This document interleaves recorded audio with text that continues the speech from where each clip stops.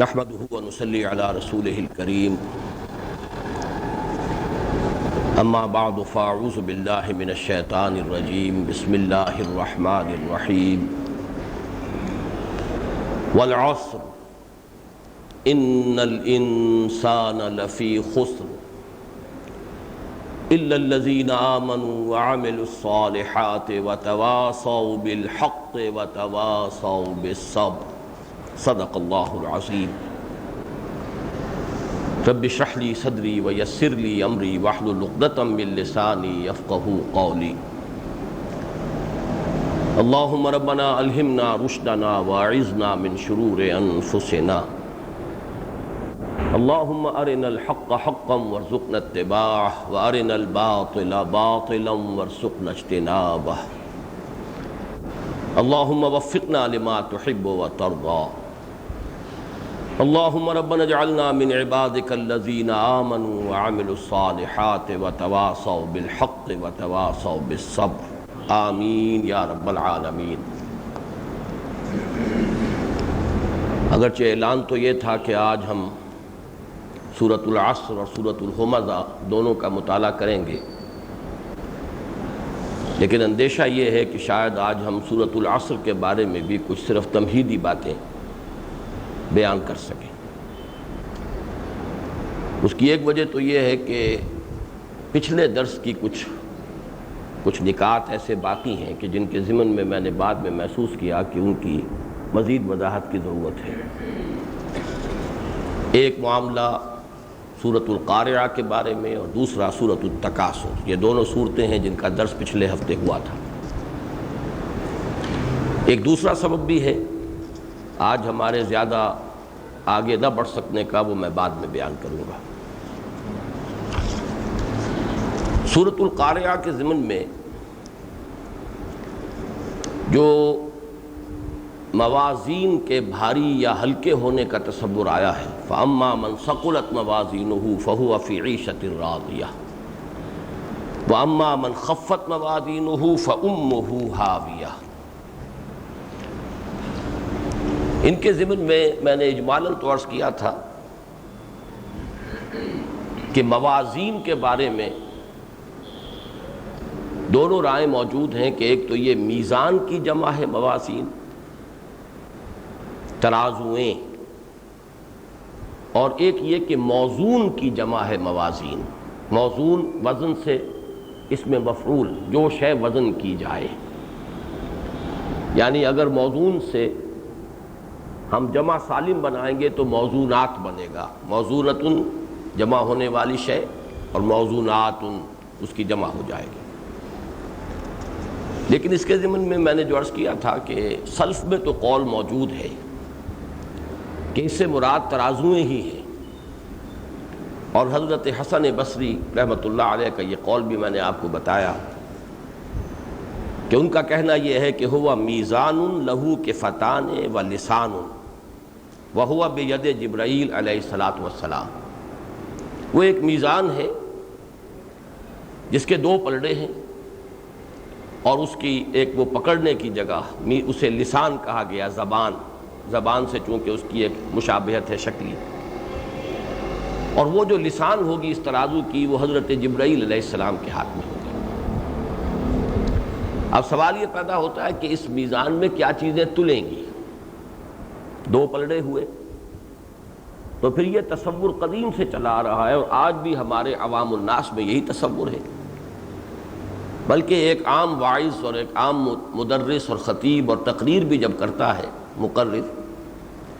تو وہ یہ کہتا ہے کہ نیکیوں کے پلڑے بھاری ہوں گے، برائیوں کے پلڑوں کے مقابلے میں تو آدمی کامیاب ہو جائے گا، سیئات کے پلڑے بھاری ہوں گے حسنات کے مقابلے میں تو وہ ناکام ہو جائے گا۔ معلوم یہ کہ وہی جو تصور میزان کا ہے کہ دو پلڑے ہوں اور ان میں ایک دوسرے کے تقابل میں چیزیں جو ہیں وہ ان کا وزن کیا جا رہا ہو، تو سوال یہ ہے کہ وہاں کیا چیز تولی جائے گی؟ ایک رائے یہ ہے کہ جو صحائف ہوں گے اعمال کے، اوراق جن پہ کہ اعمال درج ہوں گے، نیکیوں کے اعمال، ان کے صحیفے علیحدہ ہیں، بدیوں کے جو عمل ہیں ان کے صحیفے علیحدہ، اب وہ صحیفے تل جائیں گے۔ یہ رائے بھی ہے کہ مادی صورت دی جائے گی اعمال کو، ہر عمل جو ہے وہ ایک جسم کی صورت میں ظاہر ہوگا، نیکی بھی بدی بھی، اور وہ اجسام تل جائیں گے، واللہ عالم۔ یہ بات میں یہ سمجھتا ہوں کہ عوام الناس کے اگر سامنے اسی طور سے بات رکھی جائے تو اصل جو مفہوم ہے، جو مقصود ہے، وہ حاصل ہو جائے۔ اصل میں تو یہ نقش جم جانا چاہیے کہ وہاں اصل فیصلے انسان کے عمل پر ہوں گے۔ لیکن یہ کہ یہ تصور جو ہے، ایک تو اس اعتبار سے کہ قرآن مجید میں کہیں وہ دو پلڑوں کا تذکرہ نہیں ہے، سرے سے نہیں۔ میں نے وہ مقامات تو آپ کو گنوا دیے تھے کہ جن میں یہ ثقلت موازینہ اور خفت موازینہ کا تذکرہ ہے موجود۔ ایک تو یہ سورہ قارعہ جو ہم پڑھ رہے تھے پچھلی مرتبہ، جس کا درس ہوا ہے، پھر سورہ اعراف میں ہے والوزن یومئذ الحق فمن ثقلت موازینہ فاولئک هم المفلحون ومن خفت موازینہ فاولئک الذین خسروا انفسهم بما كانوا بآیاتنا یظلمون۔ اس طرح سورہ مومنون میں ہے فَإِذَا نُفِخَ فِي الصُّورِ فَلَا أَنْسَابَ بَيْنَهُمْ يَوْمَئِذٍ وَلَا يَتَسَاءَلُونَ فَمَنْ ثَقُلَتْ مَوَازِينُهُ فَأُولَئِكَ هُمُ الْمُفْلِحُونَ وَمَنْ خَفَّتْ مَوَازِينُهُ فَأُولَئِكَ الَّذِينَ خَسِرُوا أَنفُسَهُمْ فِي جَهَنَّمَ خَالِدُونَ۔ لیکن یہاں کہیں یہ تذکرہ نہیں ہے کہ وہ نیکیوں کے پلڑے اور بدیوں کے پلڑے اور وہ ایک دوسرے کے مقابلے میں تولے جائیں گے، اس کا تصور قرآن مجید میں کہیں موجود نہیں۔ تو جو بات معلوم ہوتی ہے وہ یہی ہے کہ موزون ہی یہاں پر صحیح ترجمہ ہے۔ قابل وزن چیزیں جن کی ایک معیار سے کمتر ہوں گی وہ ناکام ہو جائیں گے، اور جن کی وہ ایک معیار سے بالا تر ہوں گی وہ کامیاب ہو جائیں گے۔ جن کی کمتر ہوں گی وہ ناکام، جن کے بالا تر ہوں گی وہ کامیاب۔ اب یہاں سے اصل میں جو میں نے عرض کیا تھا کہ یہ جو تین صورتوں میں ایک مضمون کا ارتقاء ہوا ہے، اس میں ایک بڑی منطقی ترتیب ہے، اور اس سے یہ تصور جو ہے یہ بہت نکھر کر سامنے آتا ہے۔ سورۃ الزلزال میں تصور یہ آیا ہر انسان کے سامنے اس کے اعمال آ جائیں گے، وہ دیکھ لے گا۔ یومئذ یصدر الناس اشتاتا لیروا اعمالهم، انہیں دکھلا دیا جائے گا ان کے اعمال۔ اب وہ کیا ہے؟ فمن یعمل مثقال ذرۃ خیرا یرہ ومن یعمل مثقال ذرۃ شرا یرہ۔ انسان جو کچھ دیکھے گا اپنی نیکیوں اور اپنے سیئات کو، ظاہر بات ہے وہ ظاہر کے اعتبار سے ہوگی۔ ایک عمل جو ظاہری اعتبار سے نیکی ہے، ایک عمل جو ظاہری اعتبار سے برا ہے۔ انسان کی نگاہ یہیں تک جاتی ہے۔ تو سب سے پہلا مرحلہ جو ہے قیامت میں جو حساب کتاب کا ہے، اس میں یہ ہے کہ اعمال دکھا دیے جائیں۔ چنانچہ نقشہ جو کھینچا گیا ہے ان تین مقامات پر، جن کا میں نے پچھلی مرتبہ بھی تذکرہ کیا، حوالہ دیا آیات کا، کہ کچھ لوگ ہوں گے جو خوش ہوں گے کہ بڑے بڑے اعمال ہمارے ہیں نیکیوں کے، لیکن وہ سراب کے مانند ہوں گی، وہ نیکیاں نہیں ہوں گی۔ دیکھنے میں پانی نظر آئے گا، حقیقت میں پانی نہیں ہوگا۔ ان الذین کفروا اعمالهم کسراب بقیعۃ یحسبہ الظمآن ماء۔ پیاسا سمجھتا ہے پانی، وہ سمجھیں گے کہ پانی ہے، پانی نہیں ہوگا۔ حتی اذا جاءہ لم یجدہ شیئا ووجد اللہ عندہ فوفاہ حسابہ۔ اسی طریقے سے کچھ لوگوں کے نیکیوں کے اعمال جو ہیں وہ بڑے اونچے اونچے پہاڑوں کے مانند ہوں گے، لیکن وَقَدِمْنَا إِلَىٰ مَا عَمِلُوا مِنْ عَمَلٍ فَجَعَلْنَاهُ هَبَاءً مَنْثُورًا۔ ہم بڑھیں گے، اور یہ الفاظ جو ہیں یہ بریکٹ میں سمجھیے اضافہ کر رہا ہوں، اور ٹھوکر ماریں گے۔ جنہیں تم نیکیاں سمجھ رہے ہو وہ حقیقت میں نیکی نہیں ہے، اور وہ غبار بن کر ہوا میں تحلیل ہو جائے گا۔ اسی کو بیان کیا گیا کراماد اشتدت بہ الریح فی یوم عاصف، راکھ کے ایک ڈھیر کے مانند ہوں گے وہ ان کے اعمال۔ لیکن بہرحال پہلا مرحلہ وہی ہے، فمن یعمل مثقال ذرۃ خیرا یرہ ومن یعمل مثقال ذرۃ شرا یرہ۔ اگلی صورت میں آتا ہے وَحُصِّلَ مَا فِي الصُّدُورِ۔ اب ہر عمل کا جو ہے قدر و قیمت کا تعین ہوگا اس چیز کے اعتبار سے جو سینوں میں تھی۔ سینوں میں کیا ہے؟ ایمان یا نفاق یا ریاکاری یا صرف شہرت طلبی، دنیا ہی میں اپنی نیکیوں کا بدلہ چاہنا، اس اعتبار سے اب ضرب لگے گی۔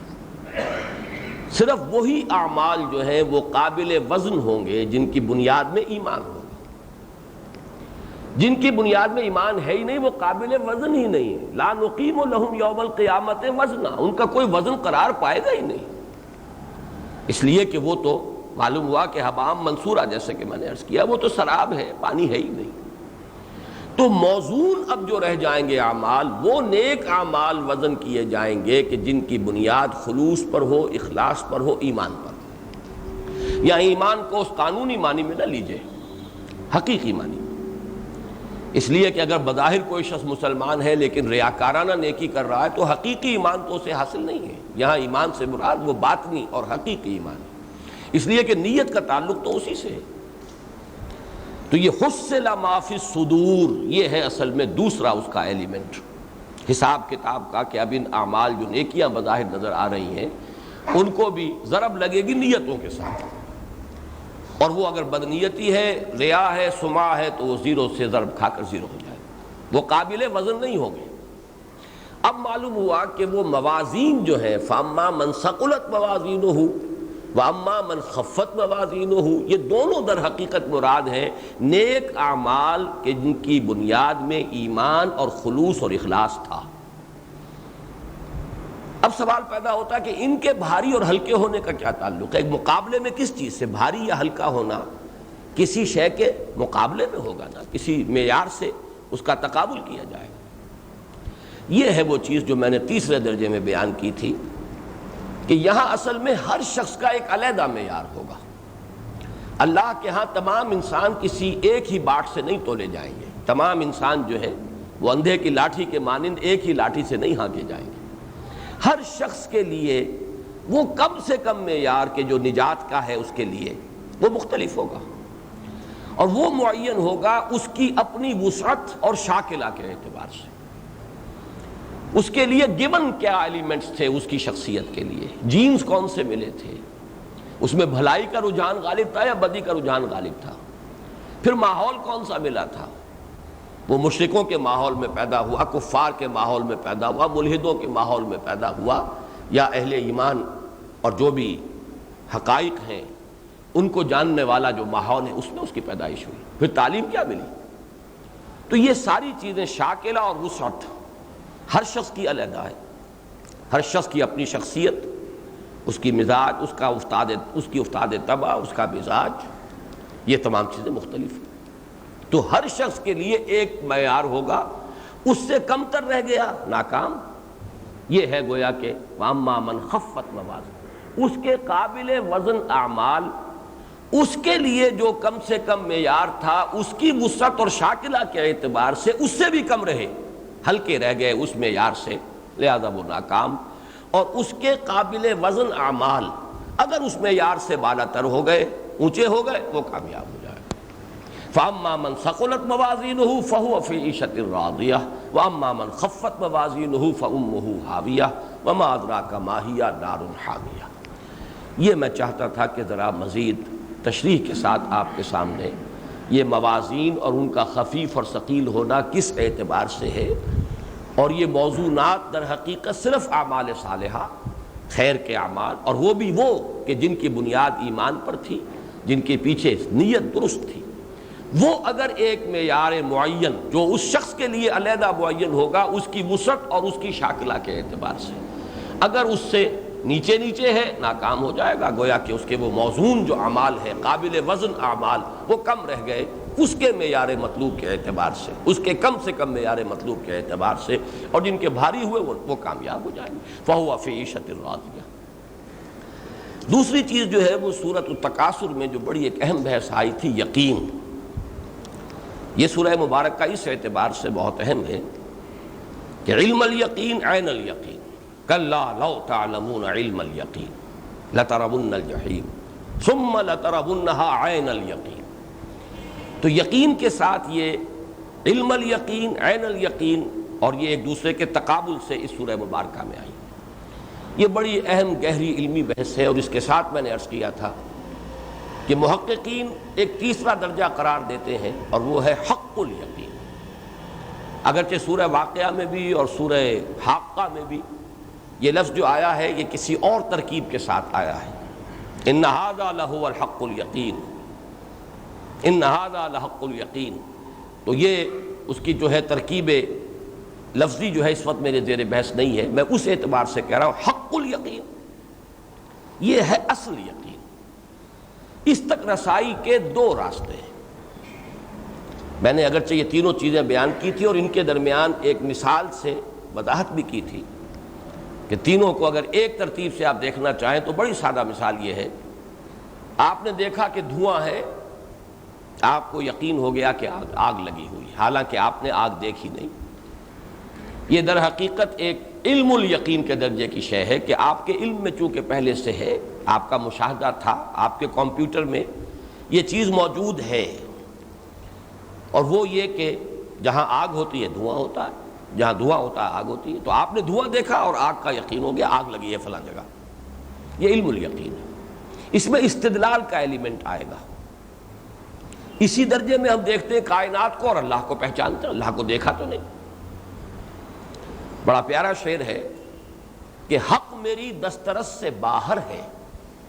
حق کے آثار دیکھتا ہوں میں، ذات حق سبحانہ و تعالی، اصل حقیقت الحقائق وہ تو میرے دسترس سے باہر ہے، میرے حواس سے، میرے تخیل سے، میرے وہم سے،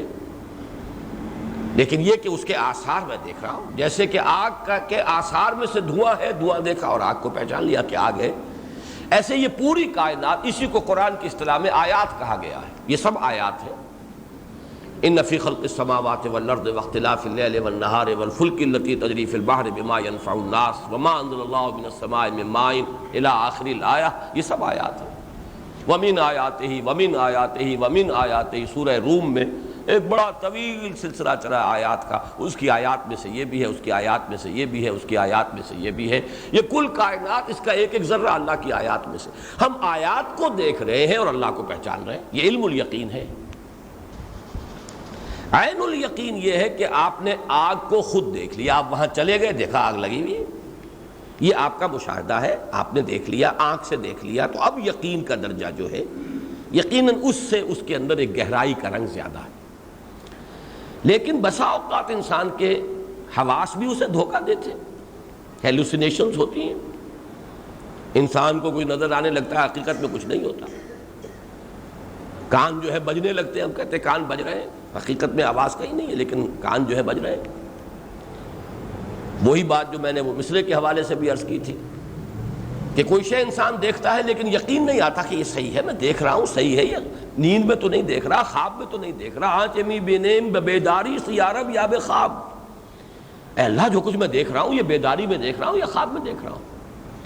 اسی کے برعکس کیفیت وہ ہے جس کو سورۃ النجم میں بیان کیا گیا، ما کذب الفؤاد ما رأى، جو کچھ دیکھا نگاہ محمدی نے، چشم محمدی نے صلی اللہ علیہ وسلم، دل نے بھی اس کی پوری توثیق کی، جھٹلایا نہیں اس کو، بلکہ ٹھیک ہے،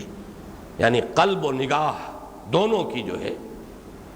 وہ ایک ہم آہنگی کے ساتھ، اتفاق کے ساتھ جو بھی دیکھا،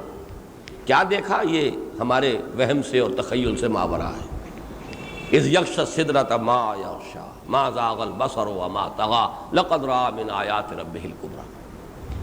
تو یہ جو کیفیت ہے، عین الیقین بھی آخری درجہ نہیں ہے یقین کا، اصل میں تو حق الیقین ہے۔ اور وہ میں نے عرض کیا تھا اس مثال میں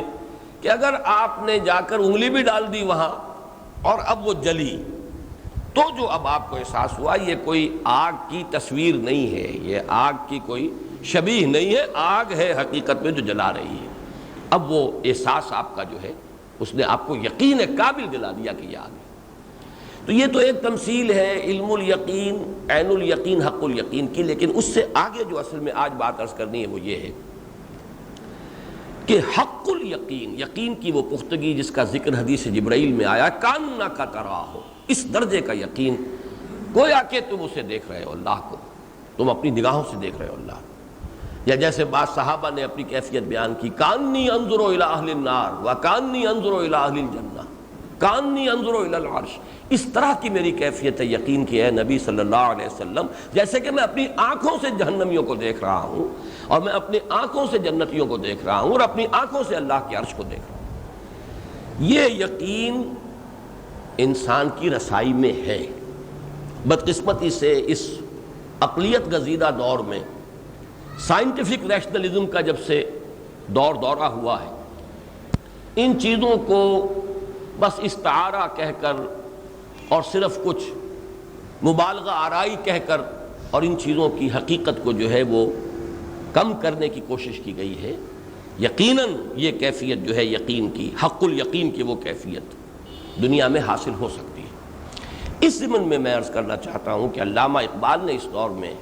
جو بہت بڑی خدمت سر انجام دی ہے، ریکنسٹرکشن آف ریلیجس تھاٹ کا جو پہلا لیکچر ہے، اس میں انہوں نے یقین کی ماہیت پر جو بحث کی ہے کہ یقین کی اصل بنیاد تجربہ ہے۔ ایک ہے سنی ہوئی بات، لاکھ آدمیوں نے ایک بات کہی اور پورے عقلی استدلال کے ساتھ آپ کہتے ہیں جب لاکھ آدمی کہہ رہے ہیں تو یقیناً بات صحیح ہوگی، صحیح ہوگی تک رہے گا، صحیح ہے یہ آپ یہاں تک نہیں پہنچ سکتے، یہ آپ کا اپنا تجربہ ہو تبھی یقین ہوگا۔ ایک لاکھ آدمی کہیں کہ چینی میٹھی ہوتی ہے، آپ نے کبھی نہیں چکھی، آپ یہ کہیں گے بھائی جب اتنے لوگ کہہ رہے ہیں تو میٹھی ہوگی، اب اس کا درجہ ہوگا۔ یہ ظن جو ہے یہ یقین کے قریب تک بھی پہنچ جائے گا، لیکن ظن اور یقین میں فرق رہے گا۔ جب آپ نے چکھ لی اب آپ کو یقین ہوا، یہ آپ کا ذاتی ایکسپیرینس ہے، یہ آپ کا ذاتی تجربہ ہے، چینی میٹھی ہے، اب آپ ہے کہتے ہیں، ہوگی نہیں، اب ہوگی سے ہے تک بڑا فاصلہ ہے۔ ز عشق تاب صبوری ہزار فرسنگ است، بہت فاصلہ ہے۔ یہ جو ہے اس کو ایک اور اعتبار سے علامہ اقبال نے پھر اس پر بحث کی ہے کہ در حقیقت آج کے انسان کی گمراہی یہ ہے کہ وہ صرف ایک تجربے سے واقف ہے، اور وہ ہے ایکسٹرنل ایکسپیرینس، وہ تجربہ جو ہمیں حواس ظاہری اور حواس خارجی سے ہوتا ہے۔ آنکھ دیکھتی ہے، یہ تجربہ ہے، ہمارا ایکسپیرینس ہے، میں نے خود دیکھا ہے۔ کان سنتے ہیں، میں نے خود سنا ہے، چکھ کر دیکھا ہے، چھو کر دیکھا ہے،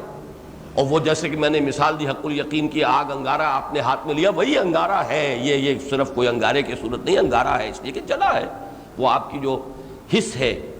اس کی لمس کی، اس سے آپ کو معلوم ہوا۔ تو چونکہ آج کے مادی دور میں اصل میں انسان کی نگاہ چونکہ حواس خارجی اور حواس ظاہری ہی پر مرتکز ہو گئی ہے، لہذا وہ تجربہ قرار دیتا ہے صرف خارجی تجربے،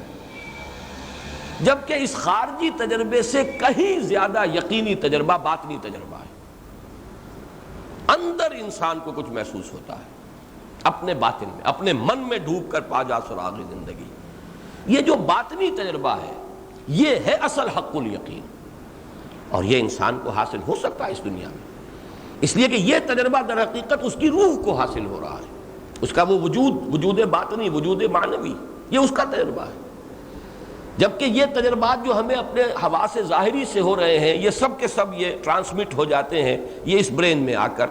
اور یہاں اس کی جو بھی پروسیسنگ ہے وہ ہوتی ہے جیسے کمپیوٹر ورک کر رہا ہو، لیکن اس کا تعلق جو ہے اس ہمارے احساس خارجی جو ہے، حواس خارجی، ان کا تعلق یہاں سے ہے،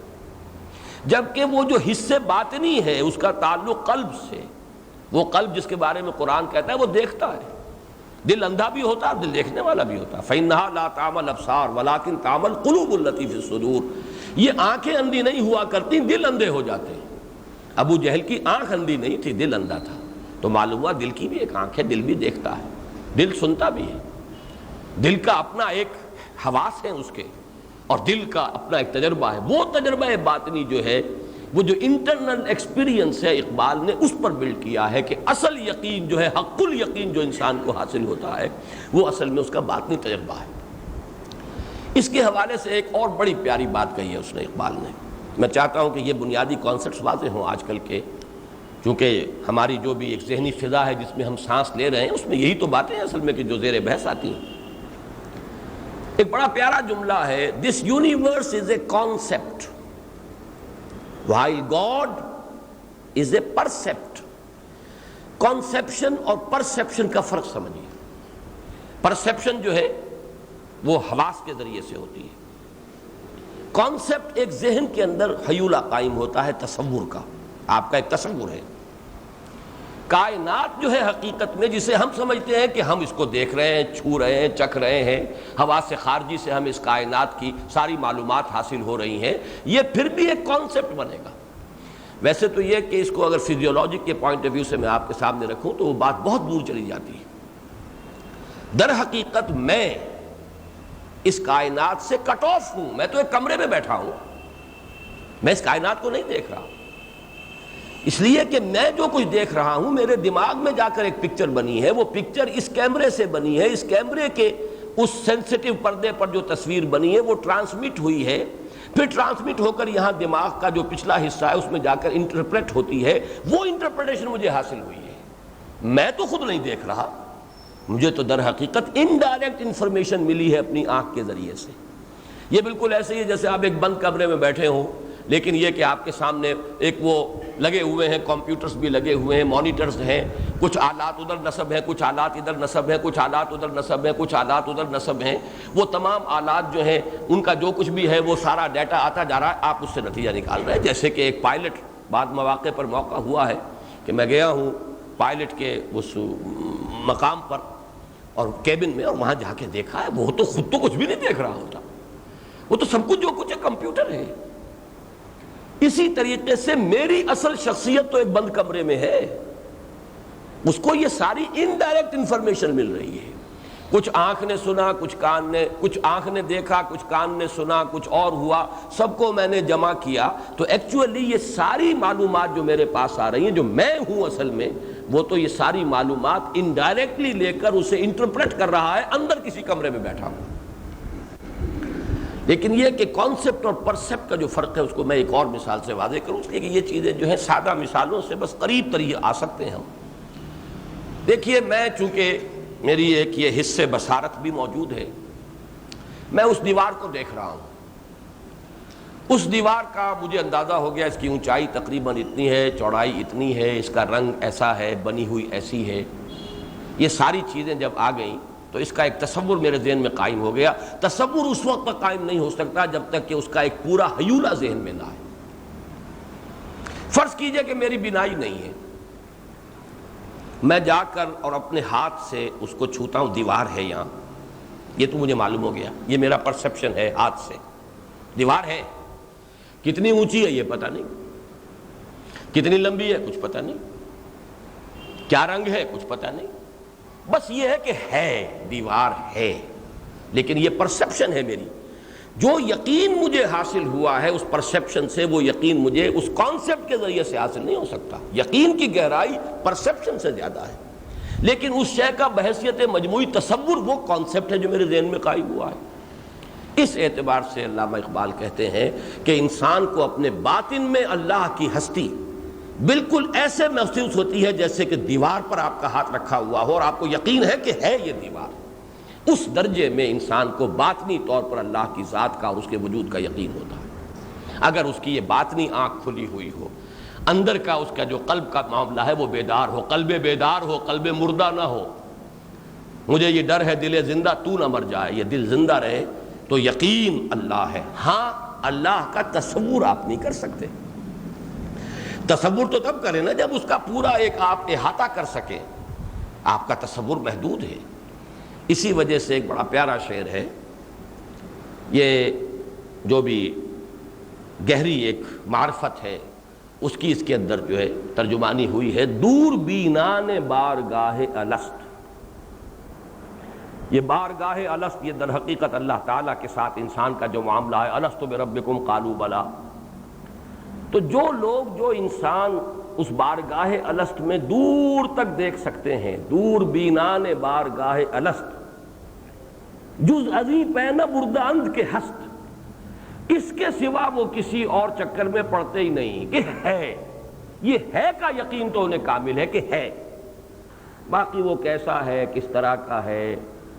وہ صفات کے معاملے کو بھی، جو صفات ہمیں قرآن نے بتائی ہیں، حضور نے بتائی ہیں، ہم صفات کو بھی مانتے ہیں، لیکن صفات کے بارے میں بھی کئی دفعہ میں نے تجزیہ کر کے آپ کو بتایا ہے، ہمارا کیا تصور ہے صفات کا؟ کچھ بھی نہیں۔ اللہ دیکھتا ہے، کیسے دیکھتا ہے ہمیں کیا پتا؟ ہم لفظ دیکھنا استعمال کرتے ہیں تو ہمارا ایک تصور ہے دیکھنے کا، ہماری آنکھ ہے، ایک شے خارج میں ہے جس کو دیکھا جا رہا ہے، اور اس کے درمیان میں ایک واسطہ ہے نور، وہ نور ہے خارج میں تو میں دیکھ سکوں گا ورنہ نہیں، اور میری اپنی آنکھ کے اندر بھی بصیرت ہو تو میں دیکھ سکوں گا ورنہ نہیں۔ یہ ساری چیزیں ہوں تو ایک دیکھنے کا عمل مکمل ہوتا ہے۔ اللہ تعالیٰ کا دیکھنا ان میں سے کسی شے پر موقوف نہیں اور منحصر نہیں۔ تو یہ تو صرف ایک لفظی اشتراک ہے کہ اللہ دیکھتا ہے ہر شے، کیسے دیکھتا ہم نہیں جانتے۔ اللہ علیم ہے، کتنا علیم ہے، اس کے علم کی نوعیت کیا ہے، کیا ہمیں معلوم؟ بس ایک یقین ہے بکل شیء علیم، یقین ہے هو علی کل شیء قدیر، یقین ہے هو معکم اینما کنتم، لیکن کیسے کچھ نہیں جانتے۔ جہاں اس چکر میں پڑتے ہیں سو الجھاؤ، وہاں پر تو انسان جو ہے 100 طرح کے منطقی جو ہے الجھاؤ پیدا ہو جائیں گے۔ اصل شے ہے کہ ہے، اور آج میں ایک شے کا اور اضافہ کر رہا ہوں، انسان کی ہدایت کا کل دار و مدار دو چیزوں پر ہے۔ ایک ذات باری تعالیٰ کے بارے میں یہ یقین، حق الیقین کہ ہے، کیا ہے، کیسا ہے، کیا صفات جو ہیں مثبت ہیں، کیا منفی ہیں، کون سی بنیادی ہیں، کون سی فروعی ہیں، پھر وہ صفات ذات حق کا حصہ ہیں، جز ہیں صفات ذات حق، حق سے جدا یا عین ذات، یہ بحثیں چھوڑ دیجیے، ہے، یہ یقین کہ ہے، ایک ہستی ہے جس نے اس کو بنایا، وہی اصل ہے، وہی اصل حقیقت ہے، وہی ذات حق ہے۔ دور بینان بارگاہ الست جز عظیم پہ نہ برداند کے ہست ہے۔ اور دوسری بات یہ ہے کہ اس کے پاس جانا ہے، بس یہ دو چیزیں، ہدایت کامل ہو جائے گی انسان۔ اور یہی دو چیزیں ہیں جو جمع کی گئی ہیں، انا للہ و انا الیہ راجعون۔ اس پر یقین ہو، یہ دل میں گہرا پختہ جمع ہوا ہو، تو بس یہی ہے اصل ہدایت کی جڑ بنیاد۔ اب اس کے بعد تو پھر سارا اس کا ایک تقاضے ہیں، وہ ابھریں گے، خود بخود جاننا چاہے گا وہ کیسے راضی ہوتا ہے، کن چیزوں سے ناراض ہے، کیا چیزیں اسے پسند ہیں، کیا چیزیں ناپسند ہیں۔ لیکن یہ دو یقین، انا للہ و انا الیہ راجعون، ذالک بان اللہ هو الحق، وہ حق ہے، ذات حق ہے، وہ ہے، وہ وجود حقیقی ہے، ڈھکوسلا نہیں ہے، ہمارے ذہن کی اختراع نہیں ہے، وہ ہمارے فکر کی پیداوار نہیں ہے، می تراشد فکر ما ہردم خدا بندے دیگر، یہ نہیں ہے، وہ تو ہے، وہ ایک ہستی ہے، اور ہستی ہے ذات حق، اور یہ کہ ہمیں اس کے حضور حاضر ہونا ہے۔ یہ حق الیقین ہے اصل میں، جو علم الیقین کے ذریعے بھی دنیا میں حاصل ہو سکتا ہے، اور عین الیقین کے ذریعے سے بھی، لیکن محض علم الیقین بھی حق الیقین نہیں ہے، اور محض عین الیقین بھی حق الیقین نہیں ہے۔ حق الیقین تو اس کے بعد کا ایک گہرا درجہ ہے، جبکہ انسان کا اندر کی شخصیت جو ہے، اس کی روح جو ہے وہ بیدار ہو اور وہ محسوس کرے، اور اس کے لیے اللہ تعالیٰ کی ذات ایک پرسیپٹ بن جائے، کانسیپٹ نہ ہو، بلکہ یہ کہ وہ تو گویا کہ دور بینان بارگاہ الست جو زدی پہ نبردہ اند کے ہست۔ یہ میں چاہتا تھا کہ کچھ تھوڑا سا اس یقین کے جو مراحل اور مدارج ہیں، علم الیقین اور عین الیقین کے حوالے سے جو بات سورۃ التکاثر میں آئی ہے، اس میں مزید اضافہ کر دوں۔ اب آئیے، اب سورۃ العصر کی طرف ہم آگے بڑھ رہے ہیں، لیکن اب دوسرا سبب جو ہے آج کے بارے میں جو میں نے کہا تھا کہ کچھ زیادہ پیش رفت نہیں ہو سکے گی، اس کا یہ ہے کہ میں بہت شدید حیران رہا آج۔ ایک تو اس وجہ سے کہ سورۃ العصر میں کیا بیان کروں، اس سورہ مبارکہ کے بارے میں میری تحریریں موجود، بے شمار دروس موجود، مفصل موجود، مختصر موجود، یہ تو میرا یوں سمجھیے کہ وہ بغیر تشبیہ کے اوڑھنا بچھونا رہی ہے، اور اس پر میں نے مختلف اعتبارات سے، مختلف پہلوؤں سے اتنی مرتبہ گفتگو کی ہے کہ اب اس میں کیا اضافہ کروں۔ پھر یہ کہ جیسے ایک آدمی حیران ہو کر رہ جائے، پھول کھلے ہیں گلشن گلشن، اس کا تو ایک ایک حرف مجھے کھینچتا ہے کہ اس کے بارے میں تفصیل بیان کرو، اس کی گہرائی میں جاؤ، تو وہ تو پھر کسی ایک محفل کے اندر تو درس اس کے مکمل ہونے کا سوال ہی نہیں۔ تو میں نے یہ سوچا تھا پہلے کہ میں کچھ چند باتیں صرف اشارہ کر کے یہاں سے گزر جاؤں گا، لیکن جب یہاں پہنچا ہوں آج تو محسوس ہوا کہ یہ بھی ممکن نہیں ہے۔ آخری سورہ مبارکہ کا یہ تسلسل کے ساتھ جو درس ہمارا ہو رہا ہے، تو اس کا کسی نہ کسی درجے میں تو حق ادا کیا جانا چاہیے۔ اس وجہ سے دو کیفیتیں مجھ پر اس وقت طاری ہیں۔ ایک تو وہ جو حضرت موسیٰ کی کیفیت جو تھی خائفا یترقب، ایک خوف زدہ ہونے کی سی کیفیت کہ اب میں اس میں کیسے میں اس کو بیان کر سکوں گا، اس کی عظمت جس کا مجھے ادراک و احساس ہے وہ اتنی بلند ہے کہ میں اس کو اپنے زبان میں، اپنے الفاظ میں کسی ایک نشست میں بیان کر سکوں، یہ مجھے محال نظر آ رہا ہے۔ اور دوسرا یہ کہ اس کی وسعتیں اتنی ہیں اس کے مضامین کی کہ ان میں سے اب کیا چنوں، کیا چھوڑوں، کیا لوں اس میں سے اور کیا چھوڑوں، یہ بھی میرے لیے بہت مشکل ہے۔ تو واقعہ یہ ہے کہ ایک اعتبار سے تو محسوس ہوتا تھا کہ یہ تو آسان ترین ہے، اس پر تو اتنی مرتبہ گفتگو کی ہے، اتنی تحریر بھی ہے، تقریریں بھی ہیں، تو اب اس میں کیا میرے لیے دقت ہے؟ لیکن معلوم ہوا کہ جس کو آسان سمجھا تھا وہی سب سے زیادہ مشکل ہے۔ آج میں ذرا اپنا جائزہ لے رہا تھا کہ اس سورہ مبارکہ سے میرے ذہنی اور قلبی جو تعلق کی ایک تاریخ جو ہے وہ میرے سامنے آئی ہے۔ مجھے یاد آیا کہ سب سے پہلے اس سورہ مبارکہ کی عظمت مجھ پر منکشف ہوئی ہے۔ میرا میڈیکل کالج کا طالب علمی کا دور تھا آخری، یہ 53-54 کی بات ہے، جب تفاسیر فراہی کا پہلا ایڈیشن شائع ہوا۔ مجموعہ تفاسیر فراہی، مولانا حمید الدین فراہی رحمۃ اللہ علیہ نے جو کچھ صورتوں کی تفسیریں لکھی ہیں، اور وہ سب عربی میں لکھی تھی سوائے ایک سورہ اخلاص کے کہ وہ انہوں نے اردو میں لکھی تھی، باقی سب عربی میں۔ تو ان کا اردو ترجمہ کر کے، وہ ترجمہ تو کافی پہلے مولانا اصلاحی صاحب نے کیا ہوا تھا، لیکن وہ شائع ہوئی ہے مجموعہ تفاسیر فراہی کے نام سے ایک کتاب۔ یہ کوئی سن 53-55 ہی کی بات ہے، اسی وقت وہ میں نے بھی مطالعے میں آئی، اگرچہ میں نے پوری کتاب پڑھی، لیکن واقعہ یہ ہے کہ سورۃ العصر کی عظمت اور جامعیت کا نقش اسی وقت دل کے اندر قائم ہو گیا۔ حالانکہ سن 51 اور 52 میں جمعیت طلبہ کی 2 تربیت گاہیں ہوئیں، جن میں ہی ناظم تھا، دسمبر 51 اور پھر جو تعطیلات گرما تھیں سن 52 کی، اس میں 2 تربیت گاہیں ہوئیں۔ اس میں مولانا امین حسن اصلاحی صاحب نے جن مقامات کا درس دیا ان میں سورۃ العصر نہیں تھی۔ میں نے جو منتخب نصاب بعد میں مرتب کیا ہے اس میں کچھ حصے وہ شامل ہیں، بلکہ اس کا تصور تو وہیں سے قائم ہوا میرے ذہن میں۔ میں وہ اس منتخب نصاب جو کتابی شکل میں شائع شدہ ہے اس کے شروع میں ساری تفسیر بیان کر چکا ہوں کہ مولانا اصلاحی صاحب نے انفرادی زندگی کے لیے رہنمائی کے لیے سورہ لقمان، سورہ فرقان، اس کے وہ حصے جو اب بھی منتخب نصاب میں شامل ہیں، عائلی زندگی کے لیے سورہ تحریم، معاشرتی زندگی کے لیے سورہ بنی اسرائیل کا 3 اور 4 رکوع، ملی زندگی کے لیے سورہ حجرات اور سورہ صف پھر شامل کی، جہاد اور مجاہدہ، سورہ عنکبوت، ان پر مشتمل ایک نصاب کا درس دیا تھا سن 51 میں، سن 52 میں، لیکن اس کے شروع میں سورۃ العصر نہیں تھی۔ لیکن پھر میں نے جب کام کیا ہے، یہ اب سن 56 کا، مجھے آج بھی اپنے وہ سیدھا اوراق مل گئے ہیں، آپ اندازہ کیجئے 35 برس قبل کے، یہ وہ کاغذ میرے پاس موجود ہے، وہ سیدھا ہو چکا ہے بالکل۔ یہ سن 56 میں میں نے سورۃ العصر کے نوٹس تیار کیے تھے، اور جو میں نے کام کیا وہاں منگمری میں، جو اب ساہیوال کہلاتا ہے، اور درس قرآن کا سلسلہ شروع کیا، تو سب سے پہلے اس کا نقطہ آغاز اس منتخب نصاب کا میں نے سورۃ العصر کو، پھر جب میں نے وہ منتخب نصاب مرتب کیا ہے تو وہ تو اب کتابی شکل میں بھی سورۃ العصر ہی ہے، بلکہ میں نے تو اس طریقے سے اسے مرتب کر دیا ہے کہ در حقیقت وہ سورۃ العصر ہی کی ایکسفولیشن ہے، اسی کی مزید تشریح ہے۔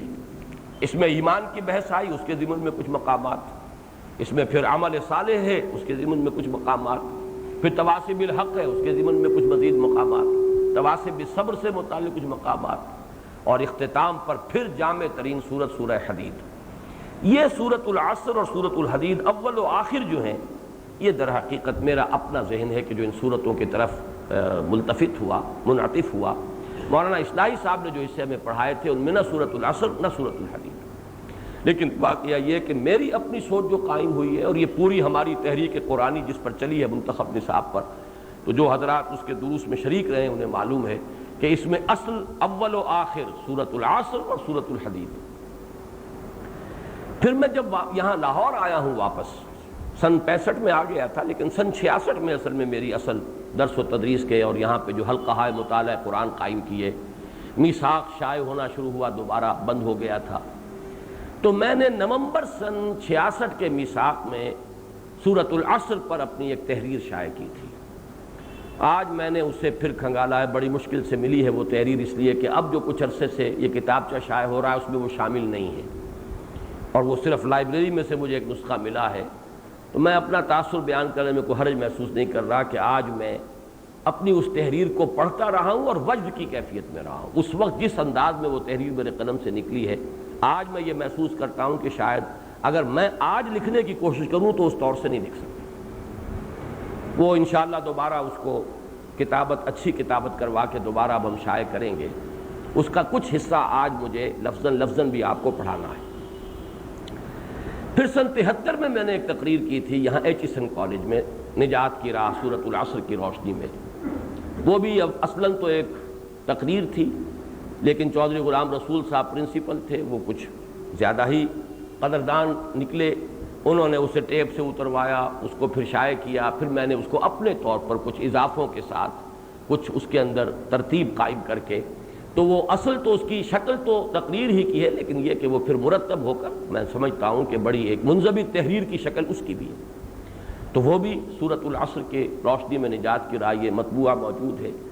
اور پھر جو منتخب نصاب کا درس ہوا وہ تو میں نے جیسا کہ عرض کیا ہے اتنی مرتبہ دیا ہے، اور سارا منتخب نصاب جو ہے در حقیقت وہ تشریح ہے سورۃ العصر کی، تو اس کے مختلف گوشے اور اس مختلف انداز میں بیان کر چکا ہوں کہ آج میں حقیقتاً بڑی ہی ایک اپنے لیے دقت محسوس کر رہا ہوں کہ اس سورہ مبارکہ میں سے اب میں کیا بیان کروں اور کس چیز کو چھوڑوں۔ تاہم اب میں جو آغاز کر رہا ہوں وہ اس اعتبار سے کہ یہ جو سلسلے وار درس ہمارا ہے اس میں اب آپ کے ذہن میں ہے یہ چیزیں موجود کہ میں سب سے پہلے مصحف میں جو ترتیب آ رہی ہے سورتوں کی اس کے اعتبار سے بحث کیا کرتا ہوں۔ تو یہ آپ کو یاد ہوگا کہ میں نے پچھلی 4 سورتیں سورۃ الزلزال، سورۃ العادیات، سورۃ القارعہ، سورۃ التکاثر کو قرار دیا کہ یہ ایک 4 سورہ ہے، اور اس کا عنوان قرار دیا تھا پھر وہی 4 سورہ انذار، جیسے کہ پہلے سورۃ التکویر، سورۃ الانفطار اور سورۃ المطففین اور سورۃ الانشقاق، وہ 4 سورہ انذار۔ ویسے تو یہ پورا گروپ جو ہے انذار کا گروپ ہے، لیکن یہ کہ مختلف جگہوں پر مختلف علمی مضامین، معرفت کے مضامین یہ آئے ہیں، لہذا جہاں انذار کا رنگ زیادہ گہرا ہے، خبردار کرنا، آخرت کی خبر دینا، ہوشیار،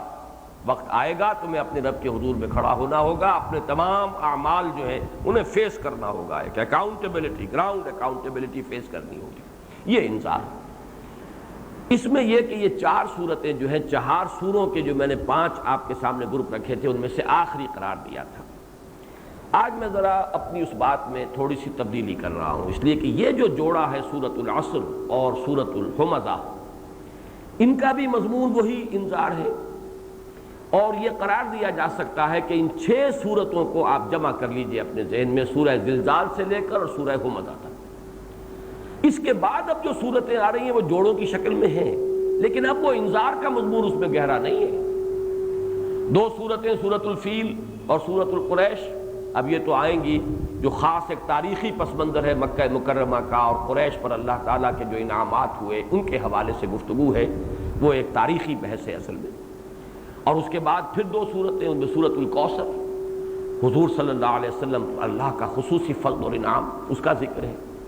اسی طریقے سے سورۃ الکافرون، اس کے اندر ایک برات ہے، اعلان ہے علیحدگی کا، پھر ایک پیشین گوئی کہیے یا جو بھی اللہ تعالیٰ کا احسان، جو فتح آئی، اذا جاء نصر اللہ والفتح، یہ تمام اب صورتیں جو ہیں اپنی جگہ پر مستقل مضامین کی حامل ہیں۔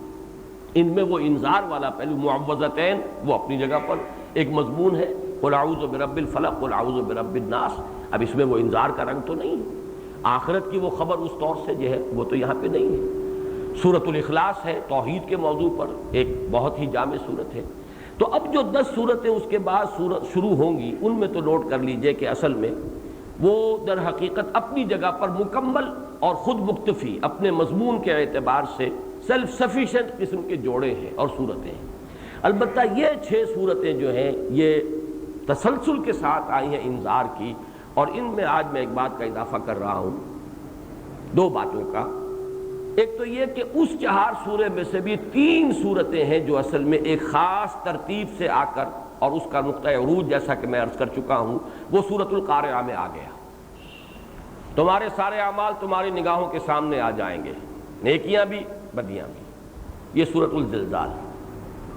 پھر تمہارے سینوں میں سے بھی کچھ برآمد کیا جائے گا، تمہاری نیتیں بھی، ارادے بھی، عزائم بھی، ایمان تھا کہ نفاق تھا، اخلاص تھا یا ریاکاری تھی، اس کا نتیجہ نکلے گا فَأَمَّا مَنْ ثَقُلَتْ مَوَازِينُهُ فَهُوَ فِي عِيشَةٍ رَاضِيَةٍ وَأَمَّا مَنْ خَفَّتْ مَوَازِينُهُ فَأُمُّهُ هَاوِيَةٌ، وہ نتیجہ ہے آخری، یہاں بات مکمل ہو گئی۔ سورۃ التکاثر کا میں نے عرض کیا تھا رنگ جدا ہے، تو آج یوں نوٹ کیجئے کہ وہ 3 صورتیں علیحدہ ایک رنگ کی حامل ہیں، اور یہ 3 صورتیں سورۃ التکاثر، سورۃ العصر اور سورۃ الہمزہ، یہ ایک سب گروپ کی حیثیت رکھتی ہیں۔ جو حضرات اس مسلسل درس میں کافی عرصے سے شریک ہیں ان کو یاد ہوگا کہ میں نے اس سے پہلے بھی جو طویل ترین سلسلہ ہے مکی صورتوں کا قرآن مجید میں، جو سورہ یونس سے شروع ہو کر سورہ مومنون تک گیا ہے، طویل ترین سلسلہ وہ ہے 14 صورتیں، ان کے بارے میں بھی عرض کیا تھا کہ 3 صورتوں کے سب گروپس ہیں، ایک جوڑا سورہ یونس سورہ ہود بالکل جوڑا، لیکن سورہ یوسف منفرد مزاج کی صورت ہے، اس کا اپنا ہی رنگ ہے، اس کا اسلوب ہی اور ہے۔ اسی طرح سورہ رعد سورہ ابراہیم جوڑا، سورہ ہجر بالکل ہی ایک اپنے انداز کی منفرد صورت ہے، سورہ نحل بالکل منفرد ہے، سورہ بنی اسرائیل سورہ کہف جوڑے کی شکل میں۔ اس طریقے سے 3 صورتوں کے جوڑے آئے ہیں۔ اسی طرح مدنی صورتوں میں بھی سورۃ الفتح اور سورۃ الفتح اور سورہ محمد صلی اللہ علیہ وسلم یہ ایک جوڑے کی شکل میں ہے۔ سورہ حجرات ایک ضمیمہ ہے جو ان دونوں کے ساتھ ملی ہوئی۔ اسی طرح سے یہاں بھی نوٹ کر لیجئے کہ 3 صورتیں سورۃ الزلزال اور سورۃ العادیات سورۃ القارعہ یہ ایک چھوٹا گروپ ہے، اور سورۃ التکاثر سورۃ العصر اور سورۃ ہمزہ یہ دوسرا گروپ ہے 3 صورتوں کا۔ دوسری بات میں یہ عرض کروں گا کہ سورۃ العصر چاہے اس میں کہیں آخرت کا ذکر نہیں، دوزخ کا ذکر نہیں، حساب کا ذکر نہیں، لیکن واقعہ یہ ہے کہ انذار میں یہ کلائمیکس ہے پورے قرآن کا۔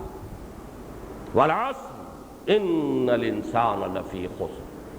إِلَّا الَّذِينَ آمَنُوا وَعَمِلُوا الصَّالِحَاتِ وَتَوَاصَوْا بِالْحَقِّ وَتَوَاصَوْا بِالصَّبْرِ۔ یہ انذار اپنے نقطہ عروج پر ہے، کلائمیکس ہے انذار۔ اس کو میں ذرا ابھی اپنی اس تحریر سے تقابل کر کے سورۃ التین اور سورۃ العصر کا پھر میں اس مضمون کو واضح کروں گا، لیکن اس وقت صرف یہ جو میری آبزرویشن ہے اسے نوٹ کر لیں۔ اب ایک بات یہ نوٹ کیجئے کہ معنوی اعتبار سے اس کا قریب ترین تعلق جڑتا ہے سورۃ التین سے۔ میں نے اس وقت بھی عرض کیا تھا سورۃ التین لقد خلقنا الانسان فی احسن تقویم ثم رددناہ اسفل سافلین الا الذین آمنوا وعملوا الصالحات وتواصوا بالحق فلہم اجر غیر ممنون والعصر ان الانسان لفی خسر الا الذین آمنوا وعملوا الصالحات وتواصوا بالحق وتواصوا بالصبر۔ اس سورہ مبارکہ میں انذار کلائمیکس پر کیوں ہے؟ نمبر 1 یہ کہ یہاں پوری نوع انسانی کے لیے خسارے کا حکم ہے، اللہ نے جو لگایا ہے۔ قاعدہ کلیہ یہ ہے کہ تمام انسان خسارے میں، گویا کہ کامیابی استثنائی ہے، رول جو ہے اصل قاعدہ کلیہ، اصل اصول وہ انسان کی بربادی، انسان کی تباہی۔ ان الانسان لفی خسر،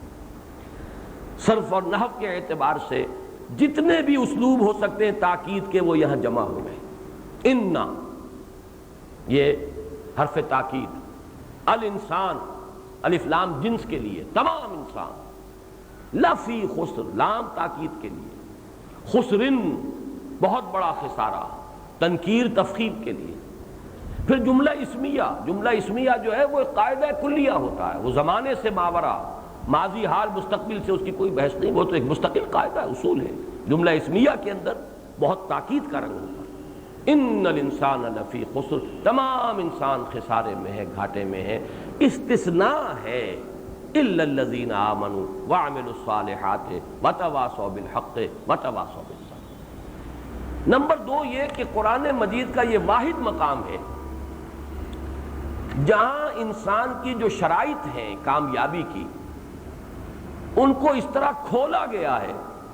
کہ عمل صالح ہی کے اندر سے اس کے جو اور زیادہ ثقیل اور بھاری پہلو ہیں، حق کا اعلان، حق کو ماننا ہی ماننا نہیں، حق کا اعلان کرنا، حق کی تبلیغ، یہ ہے بھاری شے، یہ ہے کہ جس میں بڑی ناراضگیاں مول لینی پڑتی ہیں۔ خود انسان حق پر قائم رہے اس کے لیے بھی بڑی محنت ہے، نفس سے مجاہدہ کرنا پڑے گا، لیکن یہ ہے کہ دنیا میں جو امتحانات ابتلاعات آتے ہیں وہ تو جب آپ حق کا اعلان کرتے ہیں، حق کی تلقین کرتے ہیں،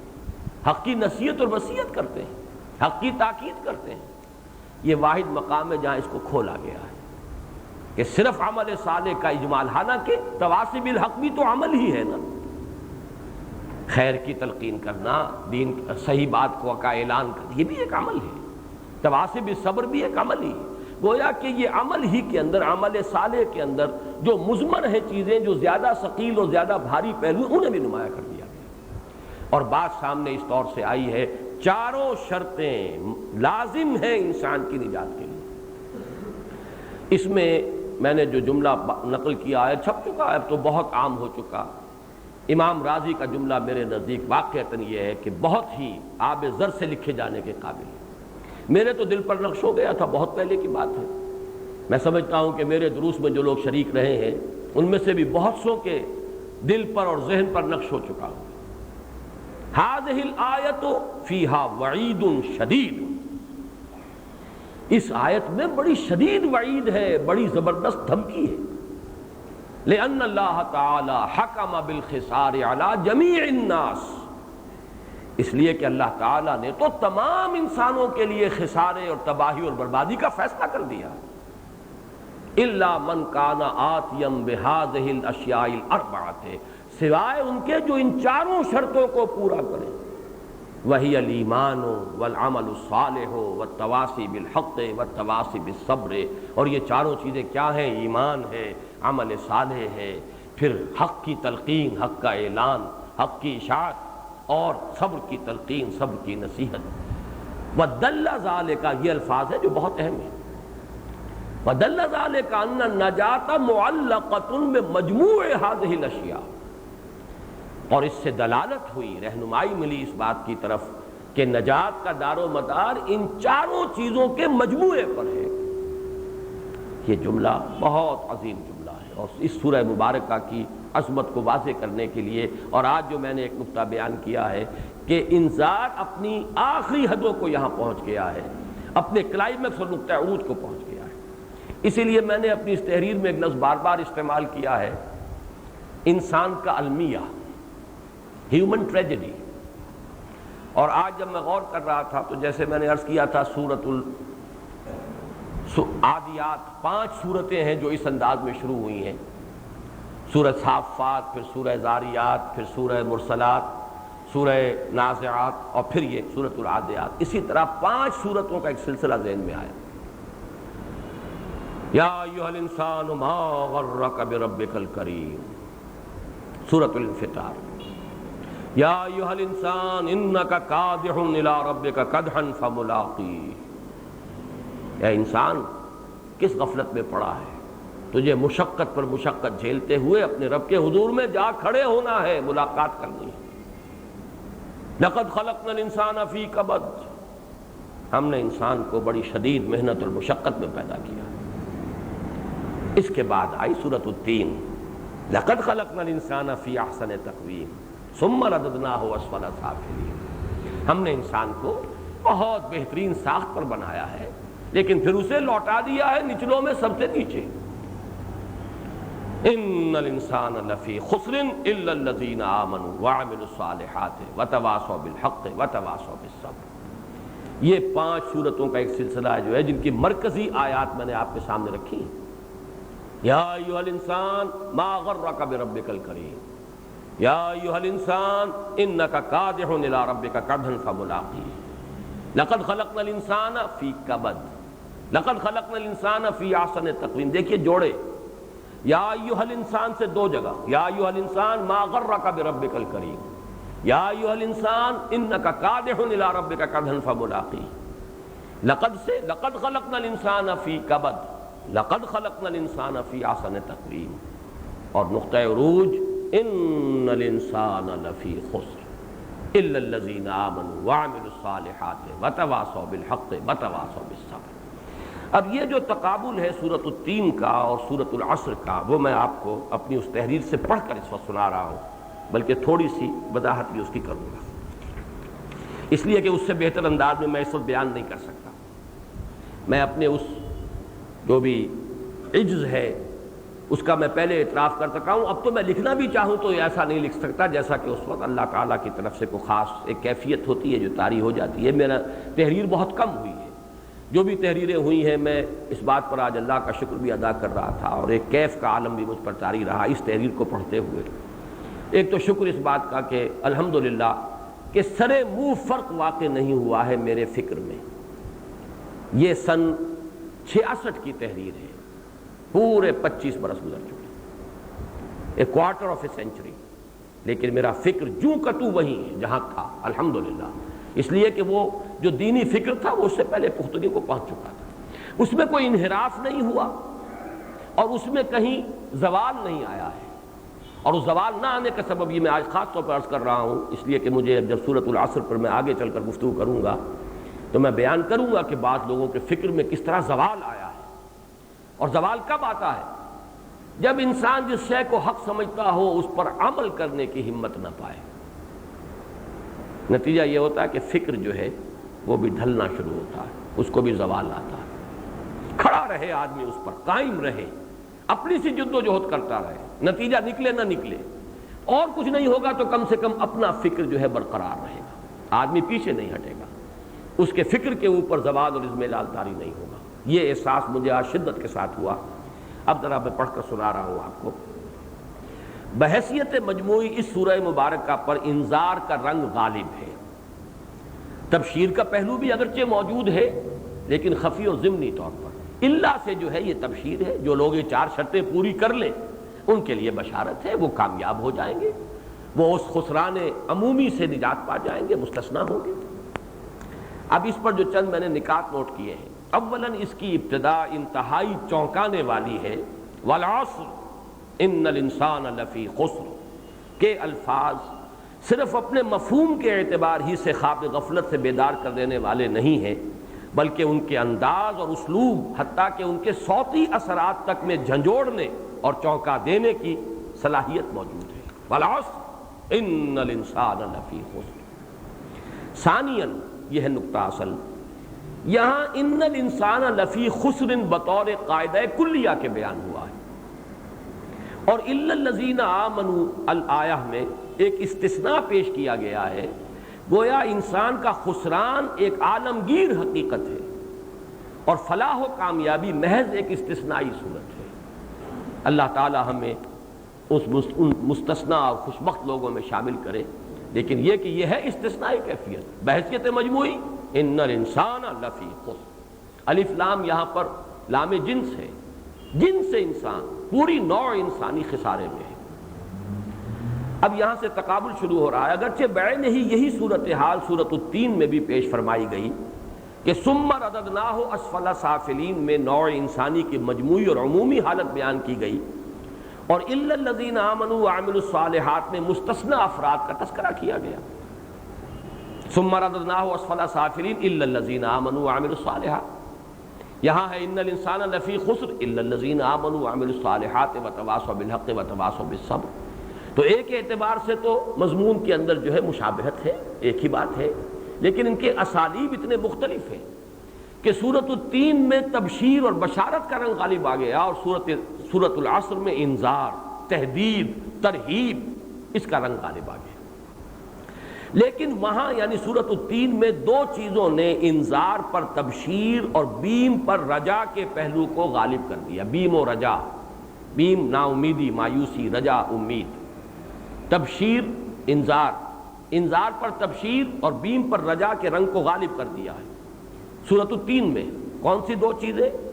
ایک ثم رددناہ اسفل سافلین سے متصلاً قبل لقد خلقنا الانسان فی احسن تقویم کی یقین دہانی میں پوشیدہ تسلی اور تشفی نے۔ وہاں تو اصل بات یہ بیان کی گئی ہے کہ انسان کو ہم نے بڑی شے بنایا ہے، بڑی اعلیٰ ساخت پر بنایا ہے، اس میں تسلی ہے، ری ایشورنس ہے ہمارے لیے، جبکہ یہاں سورۃ العصر میں ایسی کوئی بات موجود نہیں۔ دوسری اور اہم تر بات یہ کہ وہاں الا الذین آمنوا وعملوا الصالحات کے بعد فلہم اجر غیر ممنون، ایک مثبت بیان ہے، ان کے لیے بہت بڑا اجر ہے، غیر منقطع، ہمیشہ دائم و قائم رہنے والا اجر، جبکہ یہاں اجر وغیرہ کا تذکرہ ہی نہیں، یہاں تو یہ کہ خسارے سے نجات پا جاؤ گے بس۔ ان الانسان لفی خسر الا الذین آمنوا وعملوا الصالحات وتواصوا بالحق وتواصوا بالصبر۔ دیکھیے حقیقت کلی تو وہی ہوگی جو ان دونوں صورتوں کے اندر جو شکل آئی ہے ان کو جمع کر دیں گے۔ اس وقت ہم تقابل کر رہے ہیں سورۃ التین کا سورۃ العصر سے، وہاں ایک پازیٹیو ری ایشورنس ہے ہیومینٹی کے لیے، لقد خلقنا الانسان فی احسن تقویم، سورۃ العصر میں ایسی کوئی چیز موجود نہیں۔ وہاں پھر اجر الا الذین آمنوا وعملوا الصالحات فلہم اجر غیر ممنون، یہاں بات ختم ہو رہی ہے صرف اس پر کہ خسران عمومی سے نجات اور استثناء پا جاؤ گے، مستثنیٰ ہو جاؤ گے اگر یہ 4 شرطیں پوری کر دو۔